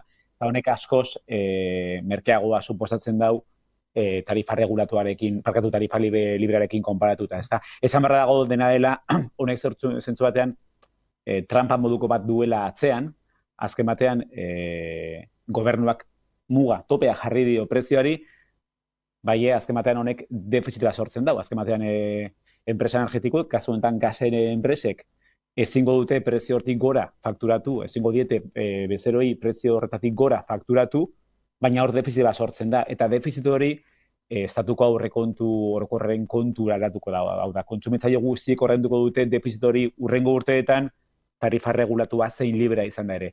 Baina egia da, askoz merkeagoa dela, azken batean gobernuak topea jarri diolako gasaren prezioari. Murrizketa hori berazten norbanakoek antzemango dutela, baina dena den irabaziak bardinak izaten jarraituko dutela, ez? Dena den, aipatu duzun muga hori, merkatu librean ez da ezarri, ez da? Eta hortxe dago arazoa, mugarik ez dagoela hortxe. Hori, azken batean egia da, tur tarifa hau, azken baliabideko tarifa hau, batez erabiltzen da, bono soziala ditzen den horretarako, hau da, dirusarrean nahiko ikustutelako edo zaurgarritasun egoeran egon daitezken horientzako sortu zuen bono soziala, gobernuak laguntzen zuena eta hauek behartuta zeuden azken baliabideko tarifa hori, tur tarifa hori hartzen, ezta? Eta hori da gobernuak guain hobestu duena. Honek zuk esan bezala, deskonpensazio bat sortzen du, ze tarifa libra daukatenek ez dute hortik tekinek atarako, ez dira profitatuko horretaz, eta gainera, naiz tarifa librea izan, etorkizunean bai ordaindu beharko dute prezio erreala eta tarifa regulatu honek duen prezioen arteko alde hori, ezta? Hori bere garaian sortu zen bai argindarraren tarifarekin, gaurkoz ere ordaintzen ari gara defizit tarifarioa ditzen den hori, etxera heltzen zaigunean faktura, askotan faktura ulertzeko oso konplikatua dira, baina badago beste apunte bat, beste karga bat defizit tarifarioa edo tarifaren defizita ditzen dana, antzeko oso sortu daiteke. Momentuz, Espainiako gobernuak esan dau, subentzionatuko duela alde hori, eta horrek esan nahi du, kasu honetan denok ez, baizik eta fakturetan ez dugu gerriko, baina defizit hori estatuko aurrekontu orokorretik, aurrekontuen kontura jungo denez, denok nore doala ordainduko dugu. Okuk egindako gomendio honen arira, hainbat dira ez, tarifa aldatu nahi dutenak, erreza da, bataetik bestera salto egitea, posible da, eta nola egin daiteke hori? Bai, berez, oso erraza da, tramite oso azkarra dira. Ari dira, hainbat udalerritan sortzen bezeroi laguntzeko prozedura horiek, ari dira, badira teknikariak hogetan laguntze dutenak, aurreko astean ezagutu genuen Irun Tarrenterian sortzen diren prozesu horiek. Askotan, udal teknikaria dira hortan laguntze dutenak, beste batzutan badira horretarako, hainbat webune informazio nahiko ematu dutenak, baina bere saltua oso erraza da, eta zer gertatzen nahi da, gobernuak azkenengo neurri horiek onartu zituenetik, asko dira tarifa libretik, merkatu libretik erregulatu honetara salto dutenak, eta logikoa da. Eskerrik asko gaurkoan azalpen guzti hauek emateagatik, hurrengo arte. Hurrengo arte, aio bai. Hortxe azalpenak, tarifa batetik bestera salto egitea erreza dela, eta aipatu du, ezta, ere fakturaren gaia.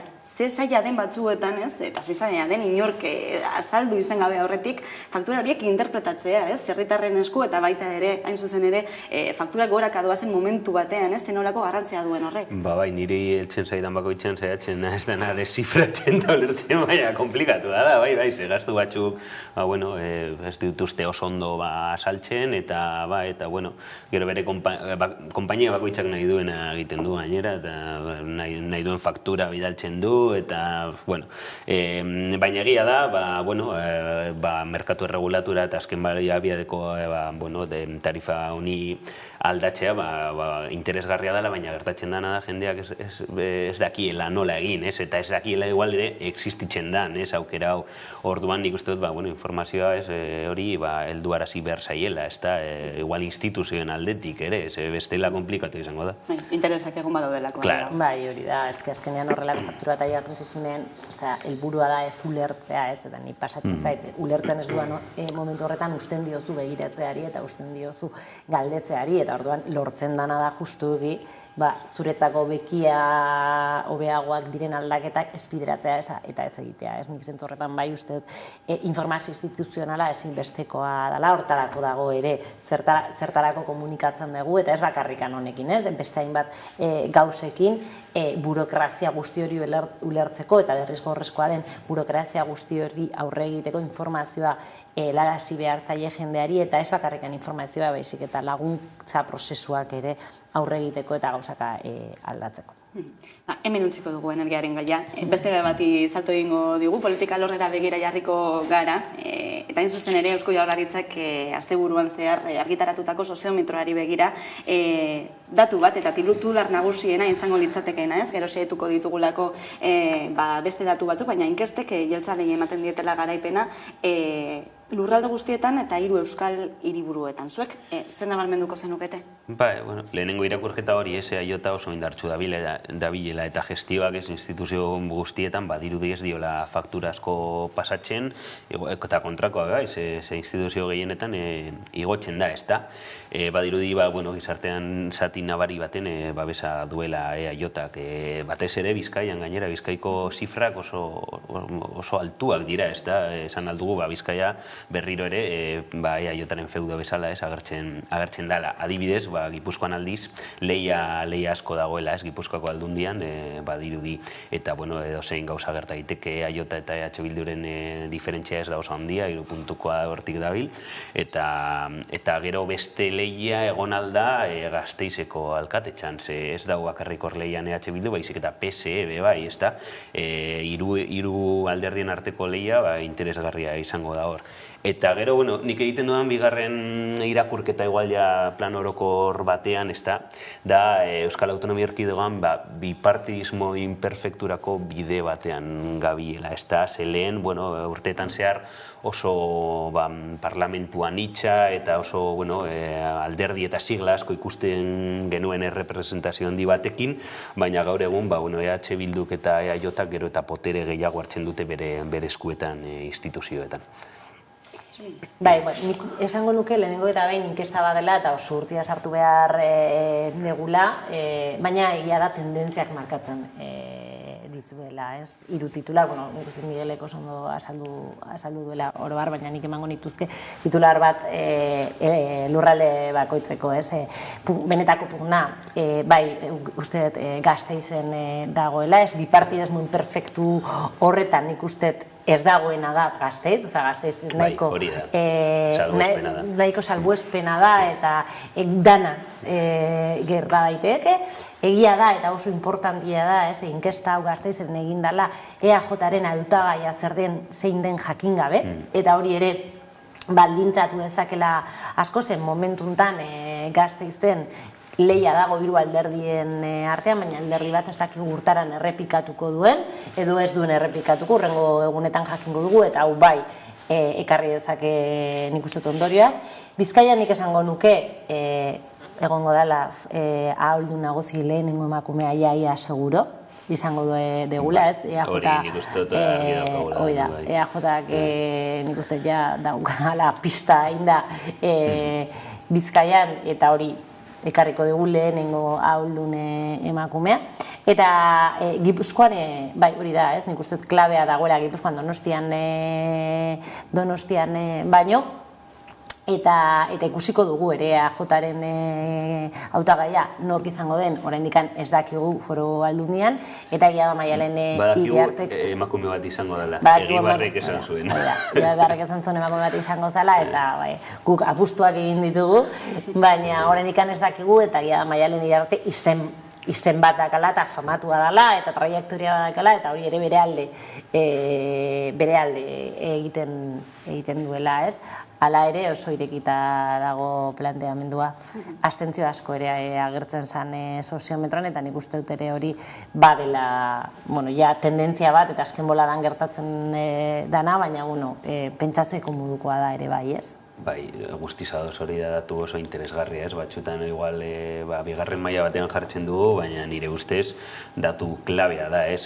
Arrisku bat da, daukagun sistemarako, ez? Arriskua ez dinote zentsu negatibo batean, zen niri guztiz ulergarria iruditzen zait, momentu honetan jende asko desanparo bat sentitzea instituzioekin eta etxean gelditzea, nik ulertzen dut guztiz, baina zeo zer egin behar da, ez da, horren aurrean, ez? Eta nola lortu jende gehiago implikatzea demokrazian eta demokrazia indartzea, ez da, hori oso debate luze bat da, baina egia da oso adi egon behar garela. Bai, eta egia da, eztabaida oroar dagoela EAJ eta EH Bilduren artean zer gertatzen de oroar, baina hor daude beste faktore batzuk, nik uste PSeren igoera asko esaten digula, alde batetik PSek lortzen ari delako Elkarrekin Podemos galtzen dituen boska guzti horiek eureganatzea, eta hori ere PSentzako oso ondo, baina hortzere EH Bildu badauke boska poltsa oso handi bat, eta eman aldioena irabazpena Gasteizen edo Gipuzkoan, eta gero Sánchezen efektua ere oso modu nabarmenean ikusten da PSren igoerarekin. Gero egia da Alderdi Popularra berreskuratzen duela bere indarra, eta hori ere eman behar digu zerpentzatzeran, Gasteizen igotzen da, bere feudo historikoa izan den horretan igotzen da, eta Donostin uste dut baita igotzen dula, eta ja ez dago Borja Sémper, baizik eta beste profil pixkat ahulago bat, eta nik uste dut soziometroak ematen digun galtzaileen handiena Elkarrekin Podemos dela, ez? Hori zega galdetuko nizuen, ez? Zin puntutan usten du inkesta honek Elkarrekin Podemos? Emaitza pobreak dire, egia da, ez? Eta, gora berazko izan dituen alderdia da, ez da? Eta igual horregaitik, hor egon diren lidergo aldaketen gatik eta estabilitate faltagatik, horrek azkenian faktura pasatzen zaio, eta EH Bilduk bai berreskuratu du bere garaian Podemosera jundiren hautesle asko, ez da. Eta gero Alderdi Popularrari buruz nik esango nuke hor klabe estatala dagoela, ez da. Azkenian sigla estatalekin beti gertatzen da Madrilen eta Espainiako panoraman dagoen egoera bere influentzia esaten duela. Eta zentzu horretan oso klabea izango da, noiz diren Espainiako hauteskundeak. Hori ere klabea izango da, ulertzeko, bai municipalak baino lehenago izanen badira izugarri baldintzatuko dute municipalak, inkluso sumarreko kontua osartzen bada ere baldintzatuko du, eta ostekoak badira, igual ez du baldintzatzen modu oso handi batean, baina ja pre-kampaina formato horretan ere egongo gara, eta batez ere hori, nik uste nabarmenduko dela, batez ere Araban, Araban beti baduka marko espainolago bat boskatzeko momentuan. Eta gero nik uste hemen dagoela beste titular bat, oso txikia dena, baina inkesten arabera, Voxek Araban sartuko zen. Eta hori ere nik uste dut ezaguratzo dela, uste dut 3,8 ematen diola soziometroa, eta hauteskundetan normalean 1,5 behar da sartzeko, Eusko Jaurlaritzarenak eta Foru Aldundiak izan, horietan ez da behar, horietan ez da 1,5 behar, baizik eta 3 eta lortuko zuen. Gasteiztik atera sartuko zen, eta badakit titular txikia dara, baina keskatzeko modukoa, ultra eskubina egongo zarako ja bi instituzioetan Euskal Herrin. Dena den, jakin behar da ez, 3.000 pertsonari telefonoz egindako inkesta baten oinarritutako datuak direla komentatzen ari garen hauek, zin punturainoko reflejoa edo isla daukate realitatean, ez? Zer uste duzu? Jo, abitxu, nik esango nuke, bueno, ez garela inoiz fidatu behar, baina gira soziometran inkestek askotan nahiko oso gertu egon direla, orduan nik ematen dio sinesgarritasun bat. Gero, bai, bueno, beti dauz faktore asko, variable asko, eta oraindik ere hilabeteak falta dira, hau bakarrik momentu fijo bat, finko baten... Tendentziak markatzen ditu eta egia da, kasu honetan, bai adibidez Gipuzkoan, 3 puntuko diferentziarekin EAJ eta EH Bildun artean, kanpaina izango da klabea eta kanpainan zenolako diskurtsoak eta kanpainan zer gertatzen den ikusita, alde batera jungo da edo bestera, baina bai markatzen ditu tendentziak eta nik uste alderdiak momentu honetan soziometroa irakurri behar dutela oso modu atenton eta bere estrategia politikoa eta bere komunikazio politikoa bideratu behar dituztela hau kontuan izan da, zen batzutan alderdiak oroarez inkestak bere alde egiten ez dutenean pasatzen dute, inkestak dira eta manipulatuak bare, baina bueno, nik uste beti irakurri behar dira, ointza hortan ere, atera da CISA Espainiara begira, eta nik uste dut irakurri behar direla, bueno, inkestak direla jakin da, baina bueno. Tartea egongo litzateke hauteskundeetara begira, ez? Tendentzia hauek aldatzeko zer uste duzu? Bai, badago, bai, urte erdi da, ez? Orduan, urte erdi politikan mundua da, orduan gauz asko, gerta daitezke. Hombre, badauz, instituzio batzuk, bueno, oso argi ikusten, esan dugu Bizkaiako Foru Aldundia edo Bilbo adibidez oso zai izango zen benetako lehia ez egotea, baina beste batzutan, bai. Bai, eta nik uste horren alderdiak egin behar dutela da bere estrategia kortoplazon erabaki, ez, adibidez, hau ikusita, adibidez, EH Bildu hartuko du erabakia, negoziatzea edo konfrontazioa.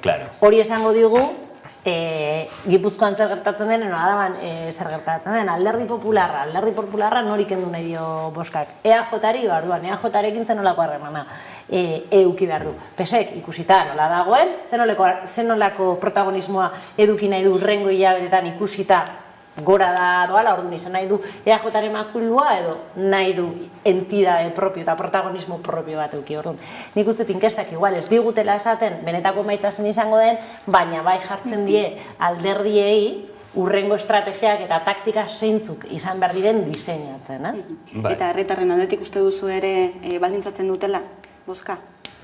Baldintzatu dezakete boskak horrelako inkestek? Nik uste herritarrek ez dutela inkestak irakurtzen oroar, kafeteroak izaten garen no baino. Bai. Igual jende kafeteroetan eta gustatzen zaiona politika, igual bai, estaz, igual zuk esango, irakurtzen badituzu, igual, esaten duzu, eske alderdi txiki bati boto amatea, ez zait konbeni, segero ez dute representazioa izango, eta hobeto emango diot beste bati. Bueno, baina ez dut uste. Nik uste herritarrei oroar gehiago egiten diela, ondorio gehiago dakala zer gertatzen ari den herrian eta zer gertatzen ari den gizartean, eta gero hori nola hartzen duten alderdi bakoitzak bere diskurtsoan eta bere programan nola islatzen dan, nik uste hori intzidentzia gehiago daukala inkestak baino. Nik uste inkestak irakurtzen ditugula kasetariok, politikariok, eta asko hitz egiten dugula mediotan, baina jendea oroar beste preokupazio batzuk ditu. Eta gero ere, ohitura animaliak garela, ez da. Hau da, gizarteren zati garrantzitsu batek ez du bere botoa aldatu, inoiz bere bizitzan, igual zirkunstantzia espezial batzuetan. Baina, bueno, hombre, badauz, gizartean, zati bat, igual aldatu alduela sigla baten eta beste baten artean bere espektro ideologikoan. Baina gehienek esango nuke beti azkenian sigla berdinetara jotzen dutela eta papeleta berdinetara, orduan horrek bai tradizioak izo handia da. Euskal Herrian gainera. Tradizioko herria garela. Sola zaldi amaitzen joteko ere gogora ekarriko dugu asteburuan gertatutako gertakari bat, hain zuzen ere Basauriko jaietan emandako liskar bat, galtzak eramateagatik sokatira txapelketan parte hartzea galarazi diotelako neska bati, Basauriko jaietan esan bezala, uste dut irudiak baditugula, liskar horri buruzkoak, hain zuzen ere herriko kuadrilek diote, adostutako arauak urratu dituela mutilen jantziak eraman behar dituztela eta emakumezkoen jantziak, hori adostuta dagoela kuadrilla guztien artean jaiko arauak badirela eta urratu dituela, argudio hori eman dute, eta zuzen ere berretsi dute, esentziari eusteko modua badela jantzkera horri fidel izatea, ez dakite nola ikusten duzuen gertatutakoa. Niri asko, niri ikusi nuenean burura etorri zitzaidan Jaskibel eta alardea, ez? Nik uste baso komunikante bat dagoela bien artean, ez? Oso zaila da ulertzea modu progresista batean edo modu feminista batean, ez? Tradizioari erreferentzia egin eskubide batzuk urratzeko, ez? Eta niri min asko ematen dit nola emakume bat beste bati, ez? Esaten dion, eta herri eta botatzen dion, ez? Baina egia tradizioak oso gure muinean daudela eta min bezala sentitzen dugula tradizioari traizioa egitea, ez? Baina traizioa egin behar zaio. Eta gainean nik uste hemen instituzioak hartu emana egin behar duela justuki gatazka, momentu bat izan den gatazka bat ez kronifikatzeko eta ez strukturala egiteko, eta hau da adibidez Irunen eta Oiarbin gertatu intzana, ez? Hasiera batean gatazka bat bezala sortu zezakena, izugarrizko gatazka kroniko bat bezala sortatu da. Nik uste dut izugarrizko ausardia zegontzala emakume hori, eta nire babes guztia helarazi nahi diot, bakaitzak, ez dakitzea arazoa dagoen prakak ipintzeagatik, emakume bat nik prakak eramaten ditu, edo izan bat gona ipintzeagatik, ez? Tamalgarriak dire dudiak. Bai, guztiz adoz, guztiz onartezina da gertatutakoa eta onartezina ere herriko kuadreiek hartu duten jarrera. Bai, eta tradizioak izango dira, baina aldatzen dira tradizioak eta naturaltasunez hartu behar ditugu aldaketak. Eta ez badira aldatzen aldatu behar ditugu. Aldatu behar ditugu hori da, eta bai, egia da instituzioek parte hartu behar dutela, bai. Eta bai, adibidez ezin da gertatu, ez, Irunen eta Hondarriben ikusi dugun kronifikazioa, ez, arazo honekin. Eta aldiz, behitu igual hartu behar dugu eredu bezala, Lekitxon ikusi duguna. Lekitxon orain plastikozko antxarra jarri dituzte, eta bai San Pedro egunean emakume batek kaizarranka antxetzen du, eta naturaltasunez hartu dute herritarrek, eta ez da ezer gertatzen. Hori da bidea. Aurrekariak egon badirelako, eta horten gainera, ez da? Beraz, hortxe, hausnaketa horiekin agurtuko gara, gaurkoan. Eskerrik asko Zuriñe Rodríguez eta eskerrik asko Miguel Aizpuru beste behin gurean izateagatik eta ordubietatik aurrera eguneko albiste nagusiak Carolina Suárez lankidaren eskutik ondizan.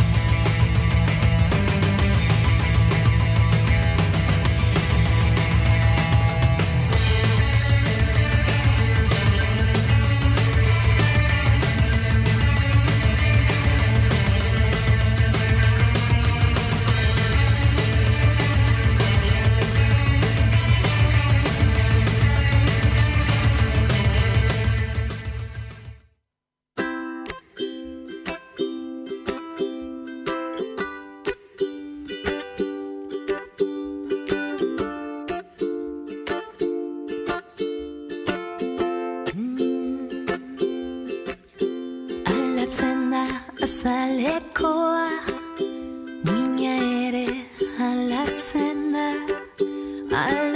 da pentsaera, mundua den aldatzen da, klima aldatzen da aroz, eta taldeak zelaiz, den aldatzen da beraz, ez arritu aldatzen banaiz.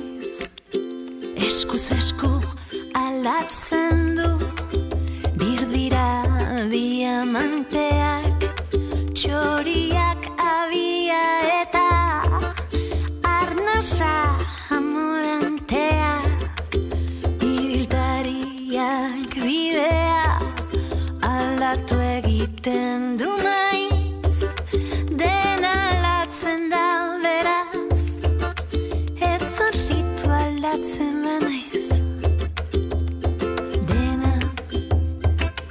dena aldatzen